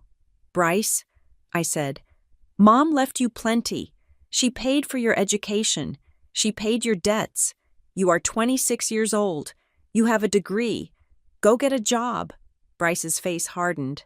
The mask slipped for a second. "It is $19 million. Harper, you cannot just steal that. Look, if you agree to split it 3 ways, I can get Dad to back off. I can talk him down." I looked at him, really looked at him. I saw his hand in his hoodie pocket. It was angled slightly outward. "Are you recording this?" I asked. Bryce blinked. "What? No, of course not." "Show me your phone," I said. "You are paranoid," he scoffed, taking a step back. "You are wearing a wire. Or you have your phone recording in that pocket," I said, my voice dropping to a low, compliance officer monotone. "You are trying to get me to admit to stealing, or to agree to a settlement so you can use it in court to prove I admit the trust is invalid. It is a discovery trap." Bryce's face turned red. He pulled his hand out of his pocket. He was holding his phone. The screen was black, but the red light of the voice memo app was pulsing at the top. "You are just like him," I said. "You think everyone is stupid but you." "You are going to lose," Bryce shouted, no longer whispering. People in the coffee shop turned to look. "He is going to find dirt on you. Harper, he has investigators digging through your trash. He will find something." "Let him dig," I said. "I recycle." I walked away, leaving him standing on the sidewalk. I didn't look back, but his words stuck with me. He has investigators digging. I went to work, but I couldn't concentrate. I felt like the walls were closing in. Caleb wasn't just suing. He was investigating. He was looking for a pressure point. He was looking for a secret he could leverage. That night, it rained again. I was sitting in my living room, the lights off, watching the street below. I wondered if the sedan parked across the street was a private investigator. I wondered if my phone was tapped. The paranoia was setting in. Just like Mom warned, use the money to escape the voice in your head. But I couldn't escape yet. I was trapped in the legal process. My phone rang. It was 11:30 at night. It was Grant. Grant, I answered. Is everything okay? Harper? Grant's voice was tight. It wasn't his usual calm, lawyerly tone. It was the voice of a man who had just found a bomb. Are you alone? Yes. I need you to listen to me very carefully, Grant said. We received a document dump from the opposing counsel tonight. It is part of the mandatory discovery. They sent over boxes of Caleb's financial records, trying to bury us in paper so we wouldn't find anything. Did they hide something? No, Grant said. They didn't hide it because Caleb doesn't think it matters. He thinks he is untouchable, but we have a team of forensic accountants working overtime. They found a trail. What kind of trail? We found a link between Donnelly Ridge Holdings and the Hartway sale. Grant said, The sale of your mother's company 30 years ago. I frowned. What link that was before they met? That is what we thought, Grant said. But we found a transfer of ownership document in Caleb's old files. It seems he didn't just meet your mother by accident at that diner. Harper. He was a junior broker on the deal that liquidated her company. He knew exactly how much money she had before he ever asked her on a first date. I felt the blood drain from my face. He knew. He always said she was broke. He lied, Grant said. But that is not the worst part. We found a document dated 3 years ago. It is a collateral assignment. Caleb pledged assets to secure a personal loan.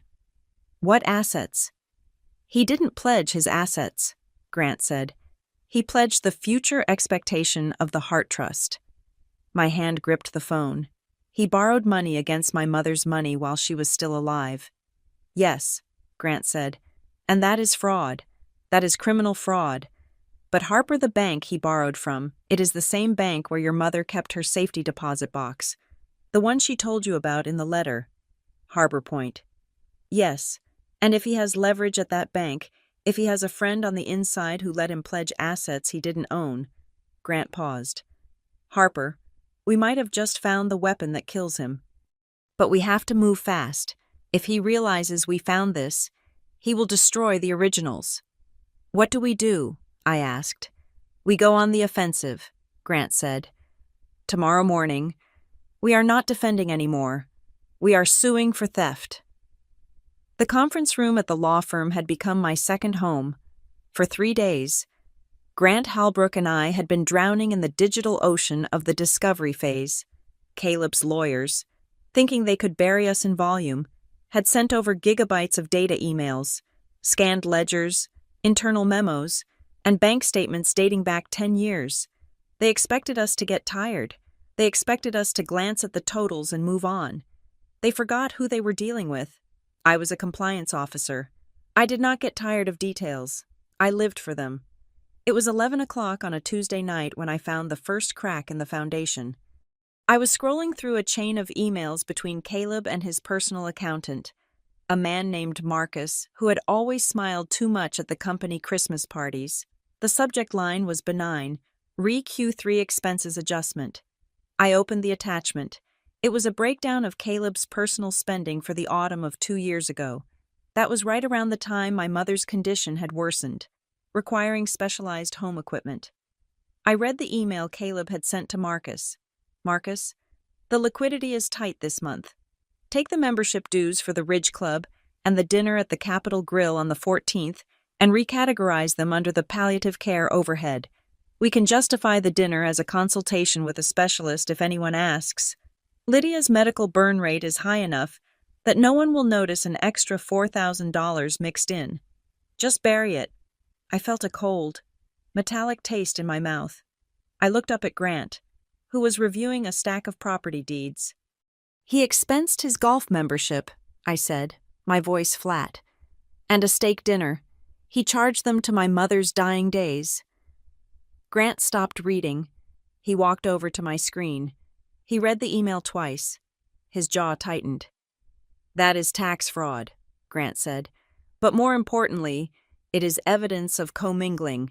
He was treating your mother's care not as a familial duty, but as a tax shelter for his lifestyle. Keep digging, I said. If he did this, he did more. We worked through the night. By dawn, the picture of Caleb Donnelly, the benevolent patriarch, The self-made tycoon had dissolved into a mosaic of petty theft and arrogance. We found instances where he had signed my mother's name on insurance renewals. They were small things, documents she probably would have signed anyway, but he hadn't asked her. He had just forged her signature because it was inconvenient to walk up the stairs to her room. It wasn't enough to shatter the trust, but it was enough to prove a pattern. He viewed her agency as a nuisance. To him, she was just an obstacle to administrative efficiency. But the real knife, the one that turned the entire war upside down, was buried in a folder labeled Donnelly Ridge, Project Skyline. Project Skyline was Caleb's pride and joy.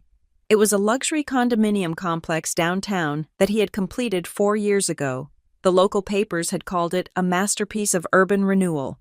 Caleb had accepted a plaque from the Chamber of Commerce. He had bragged at every dinner table for 6 months about how he had pulled the project from the brink of collapse with his financial wizardry. I opened the financing structure for the project. It had been in trouble, deep trouble. The primary lender had pulled out midway through construction. Caleb had needed $3 million in bridge financing within 48 hours, or the whole project would have gone into receivership. He would have been ruined. I looked at the source of the rescue capital. It came from a limited liability company called Vantage Point Strategic Partners. My heart skipped a beat. Vantage Point. That was the fund Grant had mentioned earlier, the one the Hart Trust was invested in. Grant, I said, look at this. Grant leaned in. He traced the transaction path with his finger. Vantage Point put up the $3 million. Grant said, it was a high-risk injection. They took a silent equity position in exchange for saving the project. Who authorized the injection? I asked. Grant pulled up the Vantage Point investor logs from his own secure server. He cross-referenced the dates. The fund managers sent a query to their major limited partners asking for approval on a high-risk allocation. Grant said, they needed a majority vote from the capital pool. He turned the screen toward me. There was one vote that tipped the scale. One investor who had authorized the use of funds to save Caleb Donnelly's career. L. Hart Trust. Authorized by trustee. I stared at the screen. My mother. She saved him, I whispered. He was drowning. He was days away from bankruptcy, and she authorized the investment that saved him. She didn't just save him, Grant said, his voice filled with awe. She bought him. That $3 million gave the trust a passive equity stake in Project Skyline. Every time Caleb cashed a rent check from that building, every time he took a profit distribution, 40% of it actually belonged to the Hart Trust. I sat back in my chair. The irony was so heavy it felt like it could crush the table. Caleb had spent 30 years looking down on my mother. He had called her weak. He had called her a dependent. He had treated her like a burden he was gracious enough to carry. But the truth was the exact opposite. For the last 4 years, the great Caleb Donnelly had been an employee of his wife's estate. He was living in a house of cards that she had glued together. He was driving a car paid for by the dividends of her mercy. He doesn't know, I said. He has no idea. No, Grant said, because the investment was made through the blind trust. He just saw Vantage Point on the paperwork. He thought he was dealing with Wall Street sharks. He didn't know the shark was the woman knitting in the living room. Grant looked at me. Harper, this changes the strategy. We do not just have a defense against his lawsuit. We have a claim for disgorgement. If he has been underpaying the dividends to the minority shareholders which, knowing Caleb, he has been stealing from the trust for 4 years. He placed a hand on the thick file titled Different Document, Audit Clause. We can activate the independent audit, Grant said. We can force a court-appointed forensic accountant to tear Donnelly Ridge Holdings apart to verify the returns on the Skyline project. It will be invasive. It will be humiliating. And it will likely result in criminal charges for fraud if he cooked the books. I looked at the file. This was the nuclear option. If I did this, I wasn't just winning the inheritance. I was destroying his career. I was dismantling his reputation in the town he loved more than his family. A voice in my head, a voice that sounded like the old, scared Harper hesitated. Is this too much? Is this cruel? He is still the man who raised you. even if he did it badly. Then I remembered the letter. Do not use the money to win. Use it to escape the voice in your head that sounds like him. And I remembered his voice from the recording. My real children will inherit everything. He had tried to erase me. He was currently trying to frame me for elder abuse. He was investigating my life, trying to find dirt to ruin my career. He had declared war. Do it, I said. But keep it sealed. Grant raised an eyebrow. Sealed why? Because I do not want to be him, I said. I do not want to win by humiliating him in the tabloids. I want the court to see the truth. I want the judge to see the numbers. Let the law destroy him, Grant, not the gossip. Understood, Grant said. I will file the motion for a sealed forensic audit this afternoon. The next day, the pressure began to bleed out of the courtroom and into the streets. I ran into Tessa in the lobby of the courthouse during a lunch recess. She looked exhausted. The polished veneer of the perfect daughter was cracking. Her makeup was a little too heavy, hiding dark circles, and she was picking at her cuticles until they bled. She saw me and started to turn away. But then she stopped. She looked at me with a mixture of anger and confusion. Are you happy? She snapped. Dad is selling the lake house to pay the legal retainers. He is talking about liquidating his portfolio. You are bankrupting us. I am not doing anything, Tessa, I said calmly.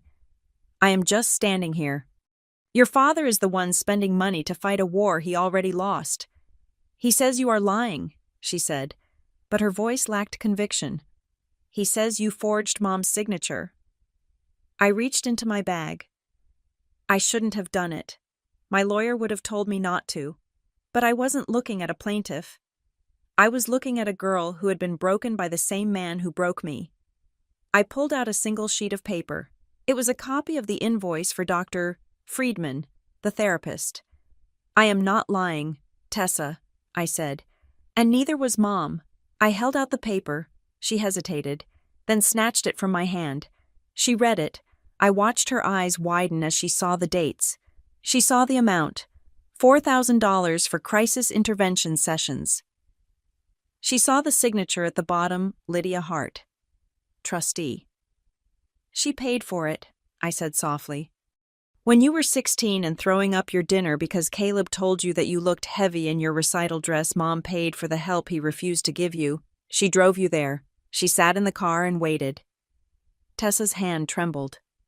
Dad said the insurance covered it. He said he pulled strings. Dad lied, I said. He didn't want a paper trail that showed his daughter wasn't perfect. Mom didn't care about perfection. She cared about you staying alive. Tessa stared at the paper. Tears welled up in her eyes, destroying the mascara she had carefully applied. For a moment, she wasn't Caleb's soldier.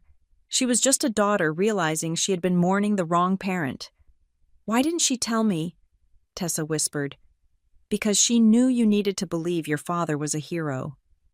I said, she protected you from the truth about him, even when it cost her your respect. Tessa didn't say anything else. She crumpled the paper in her hand, turned, and walked into the restroom. She didn't come back out for the afternoon session. 2 hours later, Bryce cornered me near the elevators. He didn't look like Tessa. He didn't look conflicted. He looked desperate. Harper, he said, his voice low and hurried. I saw the motion for the audit, the sealed one. Then you know what is coming, I said. Look, we can stop this, he said. He looked around to make sure his father wasn't nearby. I talked to Dad. He is stubborn, but I can work on him. If you drop the audit, if you just let the business records stay buried, we can make a deal. What kind of deal, Bryce? 50-50, he said. You take half the trust. We take half. We drop the lawsuit. We issue a statement saying it was a misunderstanding. You walk away with $10 million. Everyone wins. I looked at him with genuine pity. He didn't care about the truth. He didn't care about what his father had done to our mother. He just wanted to stop the audit because he knew that if Donnelly Ridge went down, his free ride was over.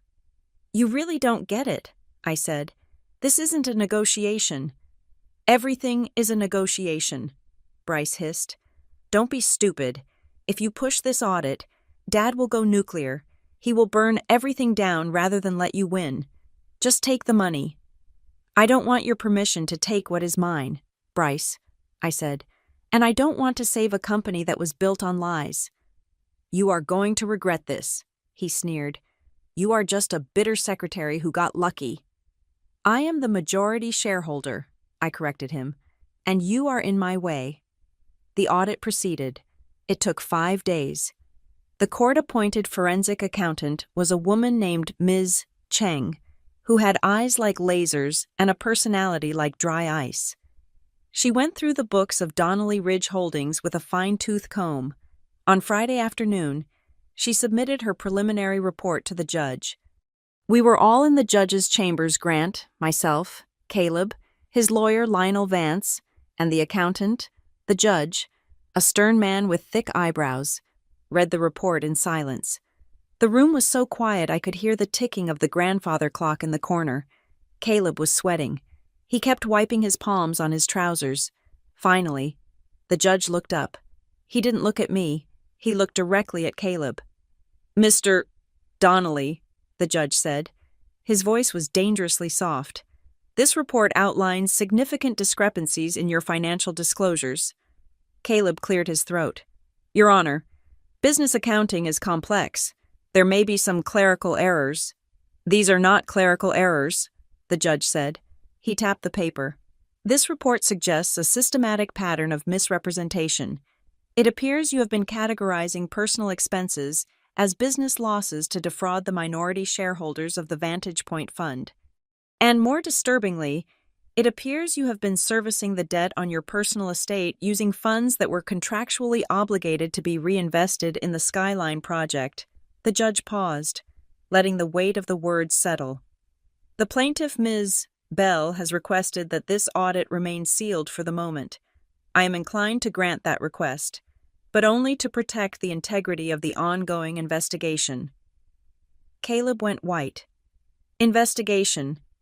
When I see evidence of fraud of this magnitude," the judge said, "I am obligated to refer the matter to the state attorney's office. This is no longer just a probate dispute. Mr. Donnelly, we are looking at criminal liability." Caleb slumped in his chair. The air went out of him. He looked at Lionel Vance. But Vance was staring at the floor, distancing himself from the blast radius. Grant looked at me. His expression was grim.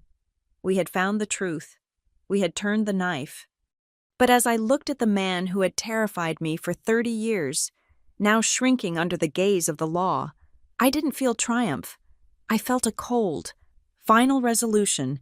The story he had told about himself, the story of the great, self-made man, was over. My mother had written the ending 5 years ago, and I had just turned the last page. The mediation room was smaller than the courtroom, and the air inside felt significantly thinner. There was no judge on a raised dais to enforce order, no stenographer to capture the lies, and no gallery to perform for. There was just a circular oak table, a pitcher of lukewarm water, and the 4 of us sitting in a proximity that made my skin crawl. The judge had ordered this mandatory settlement conference as a final off-ramp before the trial went nuclear. He had seen the forensic audit. He knew where this was heading, and I think, in his own way, he was trying to offer Caleb a parachute. Caleb Donnelly did not look like a man who needed a parachute. He sat with his back rigid, his suit jacket buttoned, his hands clasped on the table in a pose of relaxed power. But I knew him. I saw the tightness around his eyes. I saw the way his gaze refused to settle on me for more than a second. He was terrified, but he would rather die than show it. Lionel Vance, his lawyer, opened the proceedings. Vance looked tired. He had read the audit too. He knew his client was standing on a trapdoor. "We are here to find a resolution that keeps this family intact," Vance said, his voice smooth, but lacking its usual courtroom bite. "Mr. Donnelly is prepared to be generous. He recognizes that Harper has certain claims. To avoid the spectacle of a public trial and the potential damage to the Donnelly Ridge brand, we are prepared to offer a structured settlement." Vance slid a piece of paper across the table. Grant Halbrook didn't touch it. He just looked at me. I reached out and pulled the paper closer. The number was written in bold type. $5 million. This is a one-time lump sum payment, Vance explained. Tax-free. In exchange, Harper will renounce her position as trustee, withdraw the request for the forensic audit to be made public, and sign a non-disclosure agreement regarding all family financial matters. The remaining assets in the Hart Trust will be dissolved and merged into the General Donnelly estate. I looked at the number. $5 million. It was more money than I could spend in a lifetime. It was freedom. It was a house in the mountains, a new car, a life where I never had to look at a spreadsheet again. Caleb leaned forward. He put on his benevolent father mask, the one he wore when he was about to explain why I couldn't go to summer camp. It is a good offer, Harper, he said. His voice was low, intimate. You are a smart girl. You know how volatile the market is. You know how expensive litigation can be. Take the money. Go live your life. You do not belong in this business. You never did. There it was. You do not belong. I looked at Tessa. She was staring at the table, refusing to meet my eyes. She knew about the therapy payments now. She knew her father had lied to her, but she was still sitting on his side of the table. Old habits die hard. I looked at Bryce. He was watching me with a hungry intensity.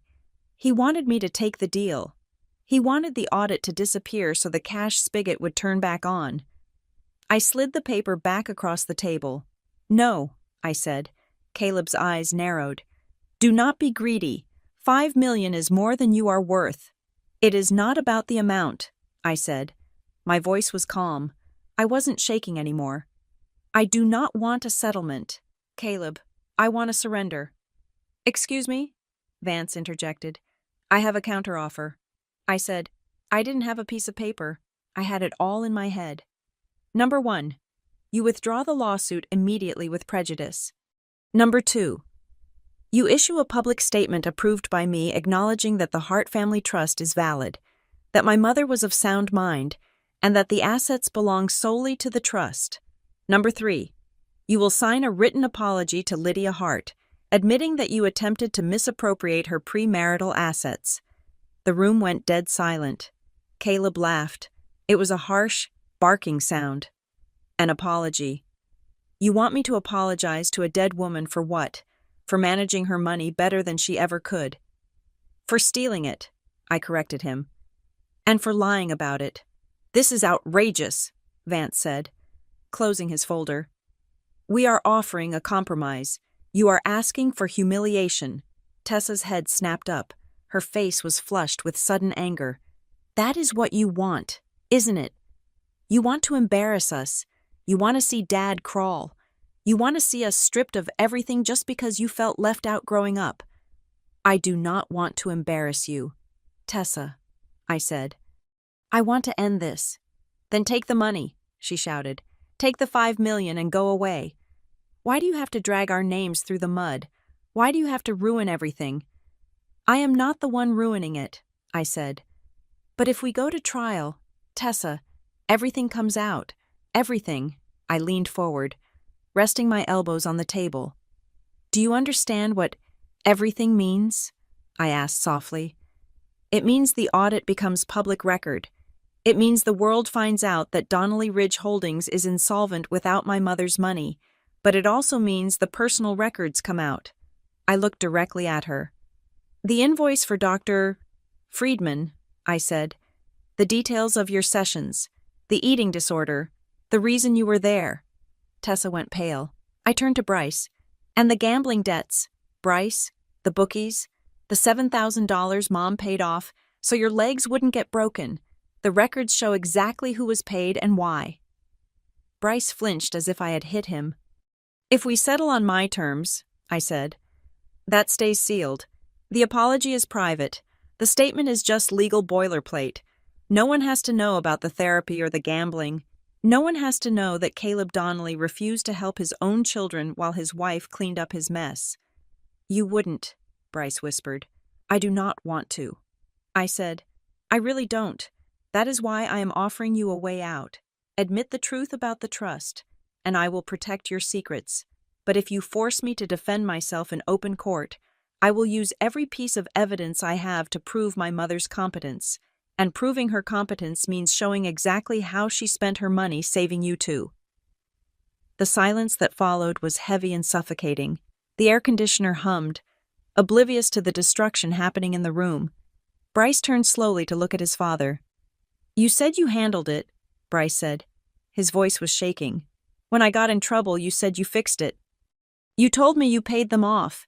You made me work at the construction site for a summer to pay you back." Caleb didn't look at his son.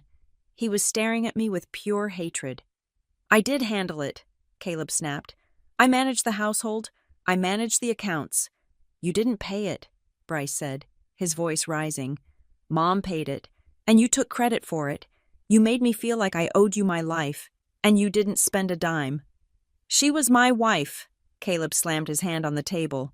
"Her money was my money. It is all the same pot." "It wasn't the same pot," I said. "That is the point. You used her money to buy their loyalty.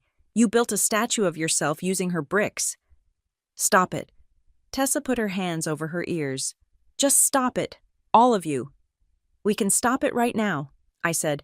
"Sign the paper. Caleb, withdraw the suit. Apologize." Caleb stood up. He walked to the window and looked out at the city he thought he owned. His back was to us, but I could see the tension in his shoulders. He was a cornered animal. "I will not apologize," he said. His voice was low, guttural. "Caleb," Vance warned, "consider the exposure." "I will not apologize to her." Caleb turned around. His face was red, his eyes bulging. "She was a guest in my house. She was a liability, and Lydia was a weak, deceptive woman who went behind my back." "She saved your company," Grant said calmly. "The audit proves it." "She destroyed this family," Caleb roared. "She poisoned you against me from the start. She sat there in silence, judging me, plotting this coup. She is the reason my children are looking at me like I am a stranger." "No," I said. I stood up too. I wasn't afraid of him anymore. He looked small. He looked like a man made of paper in a rainstorm. "She didn't destroy this family. Caleb, she just stopped letting you define it." I looked at him, and I felt a strange sense of pity. He truly believed his own lies. He truly believed that he was the victim, that his control was love, that his manipulation was leadership. "You can keep your money," I said, "and you can keep your pride, but you cannot keep both. If you walk out of here without signing that apology, we go to trial next week, and when that audit is unsealed, you won't just lose the money. You will lose the only thing you actually care about. You will lose your name." Caleb stared at me. For a moment, I thought he might do it. I thought the self-preservation instinct might override the ego. I saw his eyes dart to Vance, then to Bryce. He saw the doubt in his son's face. He saw the fear in his daughter's. But then, the arrogance snapped back into place. It was a reflexive armor. He couldn't let the guest win. He couldn't let the woman he had silenced have the final word. "I will see you in court," Caleb spat. "And I will destroy you. Come on, kids," he barked at the twins. "We are leaving." Tessa stood up slowly. She looked at me, then at the crumpled tissue in her hand. She didn't look at Caleb. She walked to the door, her head down. Bryce lingered for a second. He looked at his father, then at me. There was no loyalty left in his eyes, only calculation. He realized the ship was sinking, and he was trying to figure out where the lifeboats were, but he followed his father out.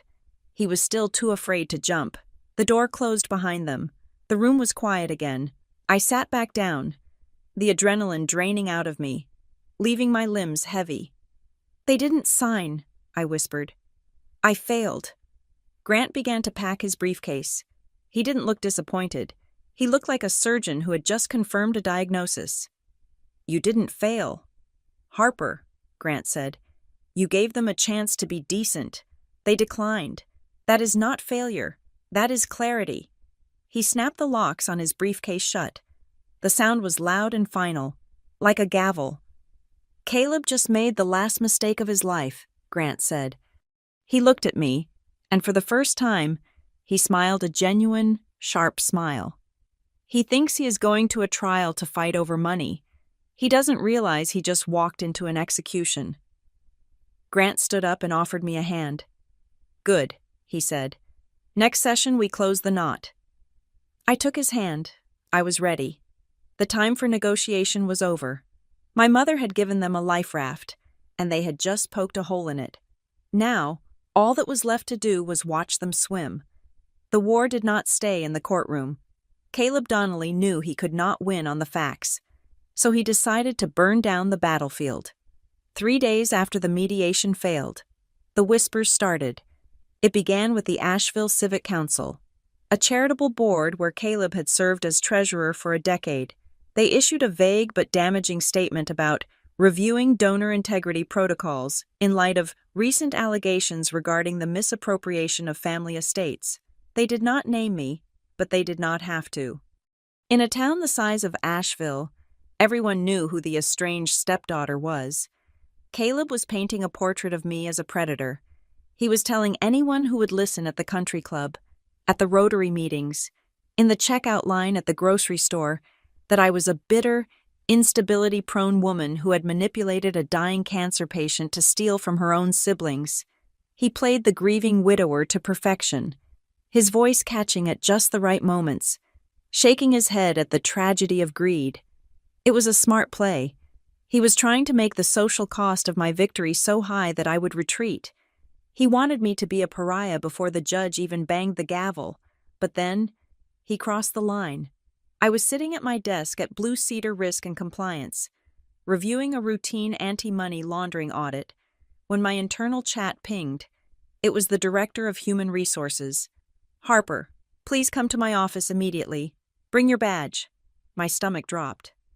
In the compliance world, bring your badge is code for pack your box. I walked into the office, my boss, a stern man named David who viewed regulatory adherence as a religion, was sitting next to the HR director. On the desk between them was a printed email. We received this an hour ago, David said. He didn't offer me a seat. It was sent to the General Ethics Hotline, the Board of Directors, and 3 of our major banking clients. I picked up the paper. The subject line read, Compliance Risk Harper Bell and the Fraudulent Estate. The email was anonymous, sent from a generic web-based account. It was a masterpiece of half-truths.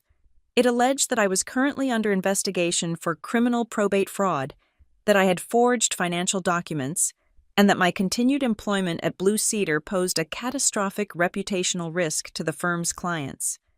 This is a lie, I said, my voice steady, though my hands wanted to shake. I am in a civil dispute over a trust. There are no criminal charges. There is no fraud investigation against me. The email claims there is a forensic audit regarding theft, David said, peering at me over his glasses. Is that true? There is a forensic audit, I said. But it is auditing Caleb Donnelly, not me. And it was ordered by the court because he is the one suspected of fraud. David looked at the HR director. Harper, you know our policy. We cannot have even the appearance of impropriety. If our clients think our own compliance officers are crooked, we are finished. We might have to place you on administrative leave until this is resolved. If you do that, you are letting him win, I said. This email is a tactic. It is litigation by other means. If you suspend me, you are validating a smear campaign. I pulled out my phone. Give me 24 hours. I will prove where this came from. David hesitated. He liked me. I was good at my job. 24 hours, Harper, but stay away from client files. I drove straight to Grant Halbrook's office. I didn't even knock. I threw the email on his desk. He went after my job, I said. He is trying to starve me out. Grant read the email. His face darkened. This wasn't just a legal maneuver. It was a personal attack on my livelihood. He thinks he is clever, Grant said. He thinks the internet is anonymous. Grant picked up his phone and called the firm's IT security consultant, a guy named Miller who used to work for the Bureau. Miller, I have a defamatory email sent to Blue Cedar. I need the header analysis, and I need to know if the sender was stupid enough to use a forwarded IP.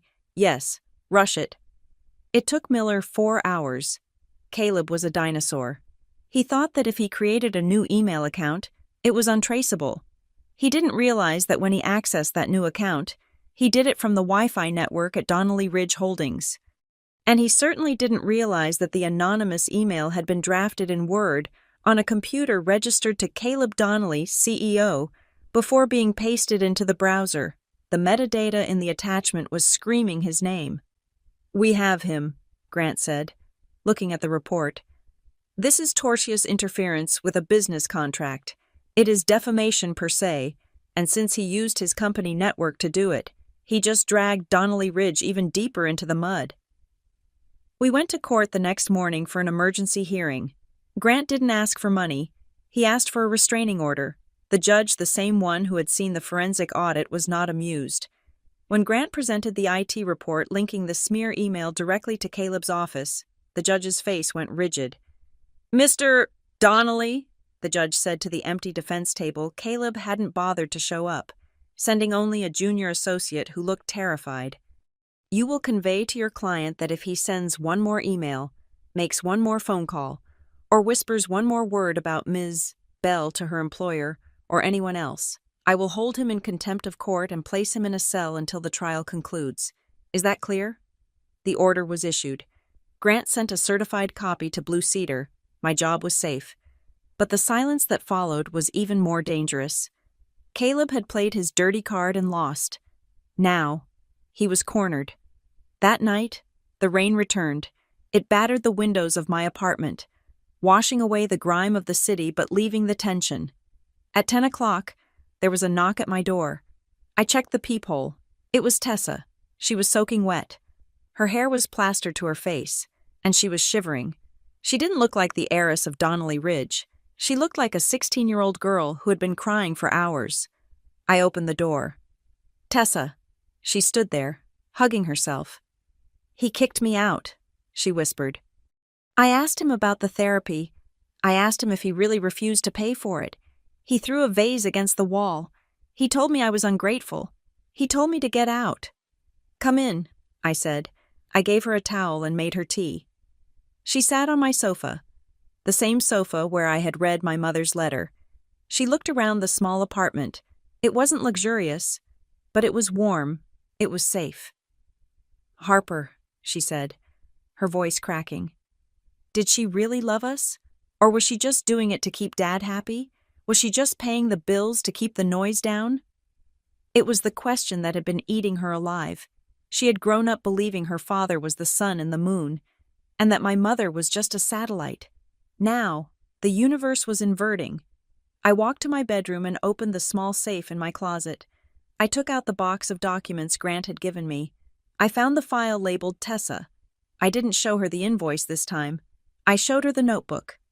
It was a small, spiral-bound journal my mother had kept during the years Tessa was sick. "Read this," I said, handing it to her. Tessa opened the book. I watched her eyes scan the pages. October 14th. Tessa ate half a sandwich today. I am so proud of her. I wanted to cry, but I just smiled and told her the bread was fresh. She looked so fragile, like a bird with hollow bones. I hate Caleb for calling her chubby. He is breaking her. I will not let him break her. I will drive her to Dr. Friedman tomorrow. Even if I have to lie and say we are going to the mall, I would drive her to the moon if it would help her see how beautiful she is. Tessa let out a sound that was half sob, half wail. She curled forward, clutching the notebook to her chest. She saw me. Tessa wept. She really saw me. She loved you, Tessa, I said gently. She didn't care that you weren't her blood. She cared that you were hurting. Tessa cried for a long time. When she finally stopped, she looked exhausted. I can't go back there, she said, but I can't leave him either. He controls my trust fund. Harper, he controls my car, my credit cards. If I side with you publicly, he will cut me off. I don't know how to be poor. I am scared. It was an honest admission. She was a victim of his financial abuse, just like Mom had been. You can stay here tonight, I said. And when this is over, Tessa, You won't have to rely on him. I promise. She slept on my couch, but the next morning, when I woke up, she was gone. She had folded the blanket neatly. She had gone back to the fortress. She wasn't ready to jump yet, but someone else was. At lunch that day, my phone rang. It was Bryce. I heard about the email, Bryce said. He sounded jittery, like he had had too much coffee. Dad is losing it. Harper, he is paranoid. He thinks the walls are bugged. He bugged himself when he used the company server, I said. Listen, Bryce lowered his voice. I can help you. I can testify. I can get on the stand and say that Dad planned this. I can say I heard him talking about hiding the Skyline money. You would testify against your father, I asked. For a price, Bryce said quickly. The settlement offer, the one you turned down. If you guarantee me $2 million from the trust, I will give you everything. I will bury him. I felt a surge of nausea. Tessa had come to me looking for love. Bryce had come to me looking for a payday. He was truly his father's son. I don't need to buy your testimony, Bryce, I said coldly. I have the truth, and I'm not going to pay you to be a traitor. If you want to tell the truth, do it because it is right, not because it pays. You are making a mistake, Bryce hissed. He has one more move. Harper, he is filing a motion today. He is going to void the addendum. Let him try, I said. Goodbye, Bryce. I hung up, but Bryce was right about one thing. Caleb did have one more move. Later that afternoon, Grant called me. He sounded almost giddy. You are not going to believe this, Grant said. Caleb just filed a motion for declaratory judgment to void testamentary instrument on public policy grounds. In English, Grant, he is arguing that the conditional addendum is immoral, Grant explained. He is claiming that a will cannot legally force a man to choose between his inheritance and his freedom of speech. He is arguing that the condition him denying you as his child was a trap that violates the sanctity of the family unit. Can he win that? No, Grant said. But here is the beautiful part. By filing this motion, he has made the trigger event the central issue of the trial. To prove the condition was immoral, the court has to examine exactly what he said and the context in which he said it. Meaning, Grant laughed. He just forced the judge to play that recording in open court. He just handed us the megaphone. He wants to argue morality. We are going to let the whole world hear him say, "My real children will inherit everything," while his wife was barely cold in the ground. He is desperate, I said. He is suicidal, Grant corrected. He is so convinced of his own righteousness that he doesn't see he is walking into a propeller. The court date was set. The final hearing. The judge had cleared his docket. This wasn't just a motion anymore. It was the finale. Grant's voice turned serious. Harper, get some sleep. The next time we walk out of that courthouse, you won't be a guest anymore. You will be the landlord.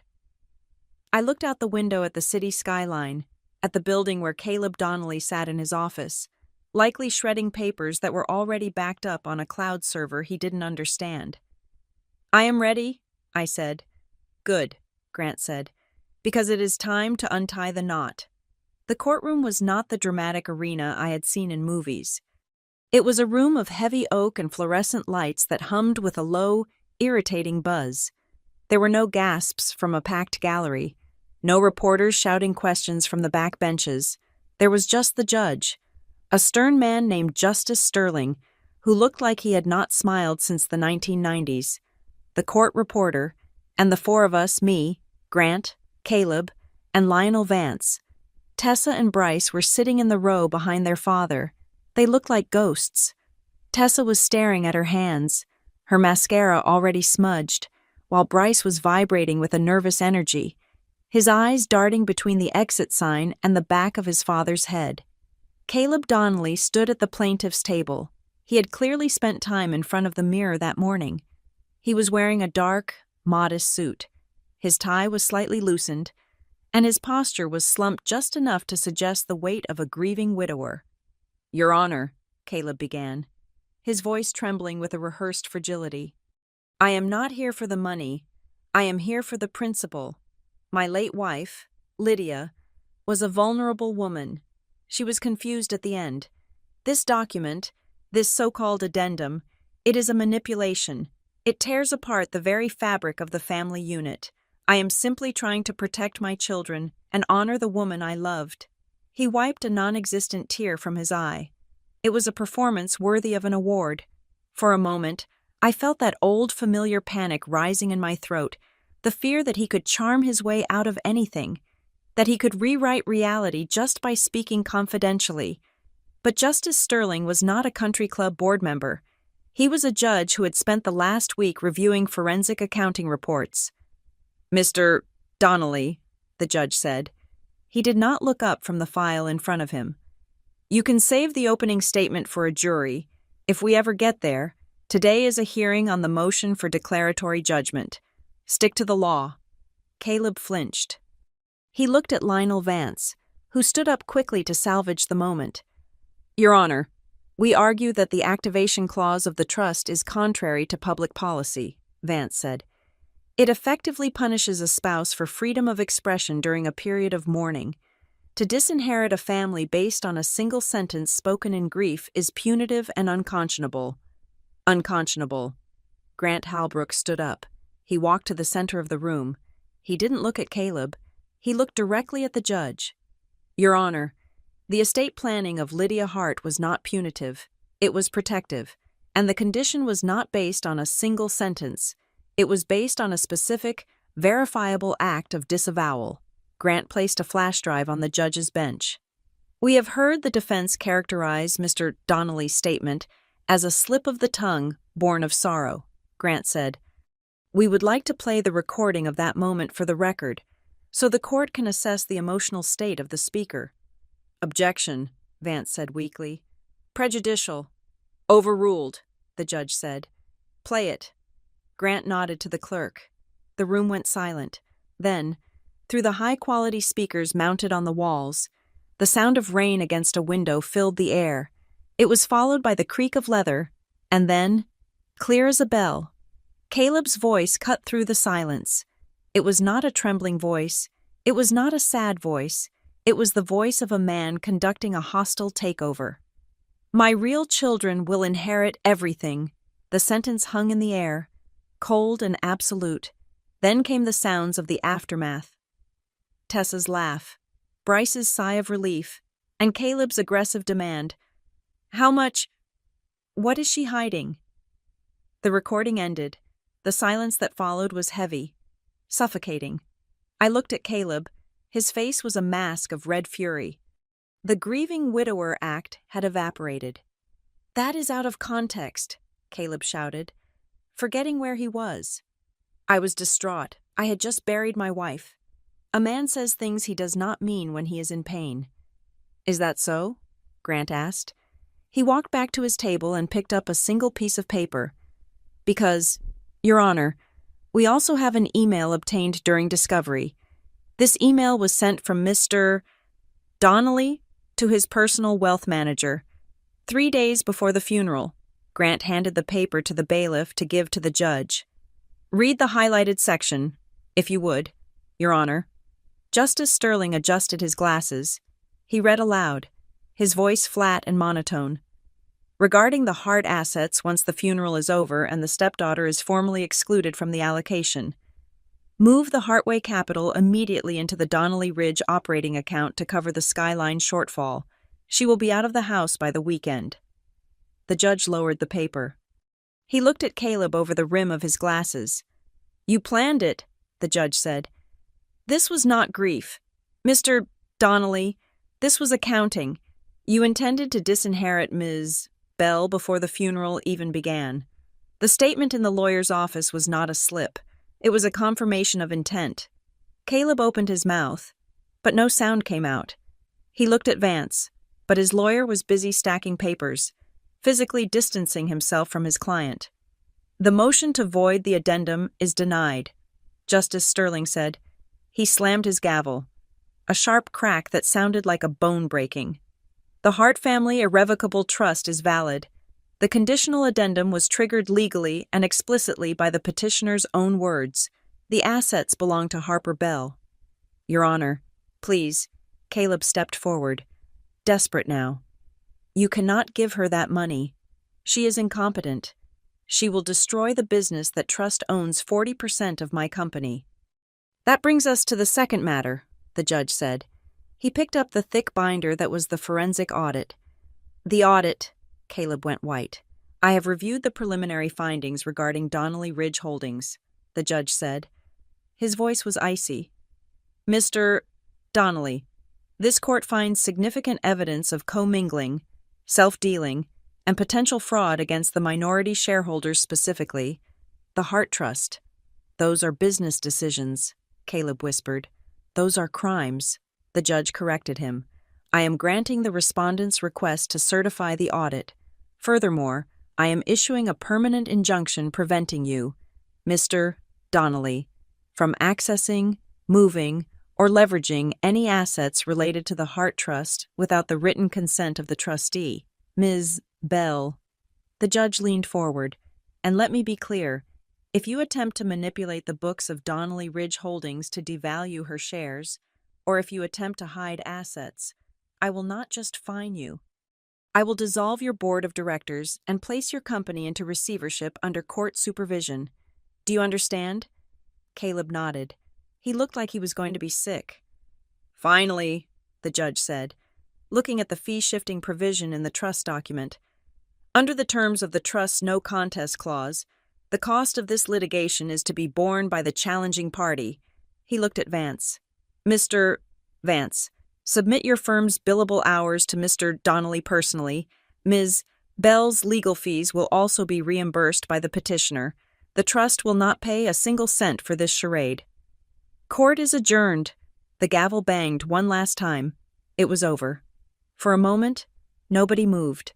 The reality of what had just happened was settling over the room like dust. Caleb Donnelly had walked in with a team of lawyers and a sense of entitlement. He was walking out with a failing company, a mountain of legal debt, and a fraud investigation hanging over his head. Grant turned to me. He didn't smile. He just nodded. It was a nod of deep, professional respect. It is done, he said softly. I stood up. My legs felt steady. The shaking was gone. I turned to leave.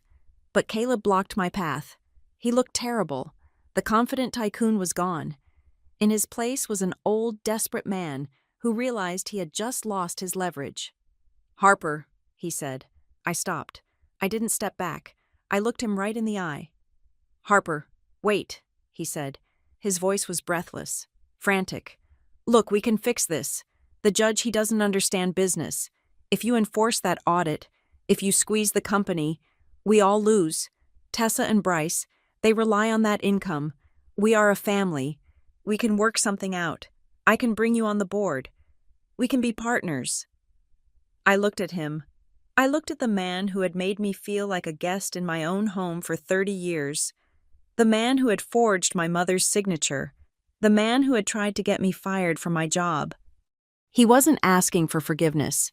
He was asking for a deal. He was still trying to negotiate. Behind him, Tessa and Bryce were watching. Tessa was crying silently. Bryce looked at the floor, unable to meet my gaze. They were finally seeing him for what he was, not a king, but a con artist who had run out of tricks. We are not partners. Caleb, I said. I am your father, he hissed, his temper flaring one last time. I raised you. I put a roof over your head. You owe me. You didn't raise me, I said. You just tolerated me. And the roof over my head, my mother paid for it. She paid for it with her silence, and she paid for it with her money. I am sorry, he blurted out. It sounded clumsy, foreign in his mouth. Okay, is that what you want? I am sorry I said it. I am sorry about the will. Just don't destroy me. I looked at him, and I felt a sudden, profound sense of peace. The anger was gone. The fear was gone. There was just nothing. He was a stranger to me. I am not going to destroy you. Caleb, I said. I don't have to.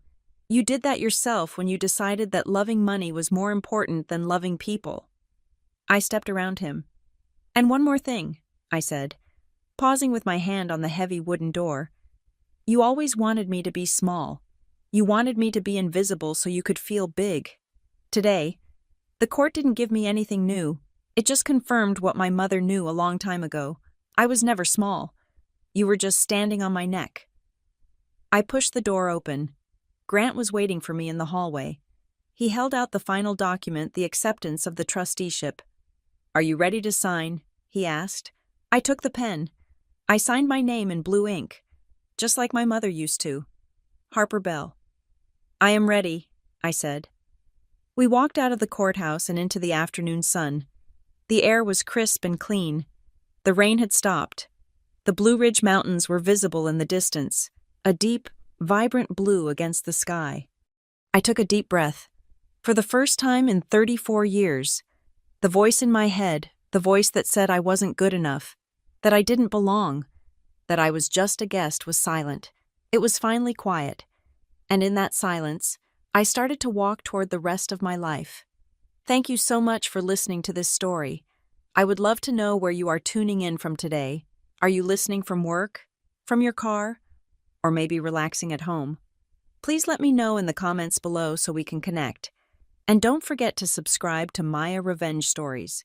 Like this video, and hit that hype button so this story can reach even more people.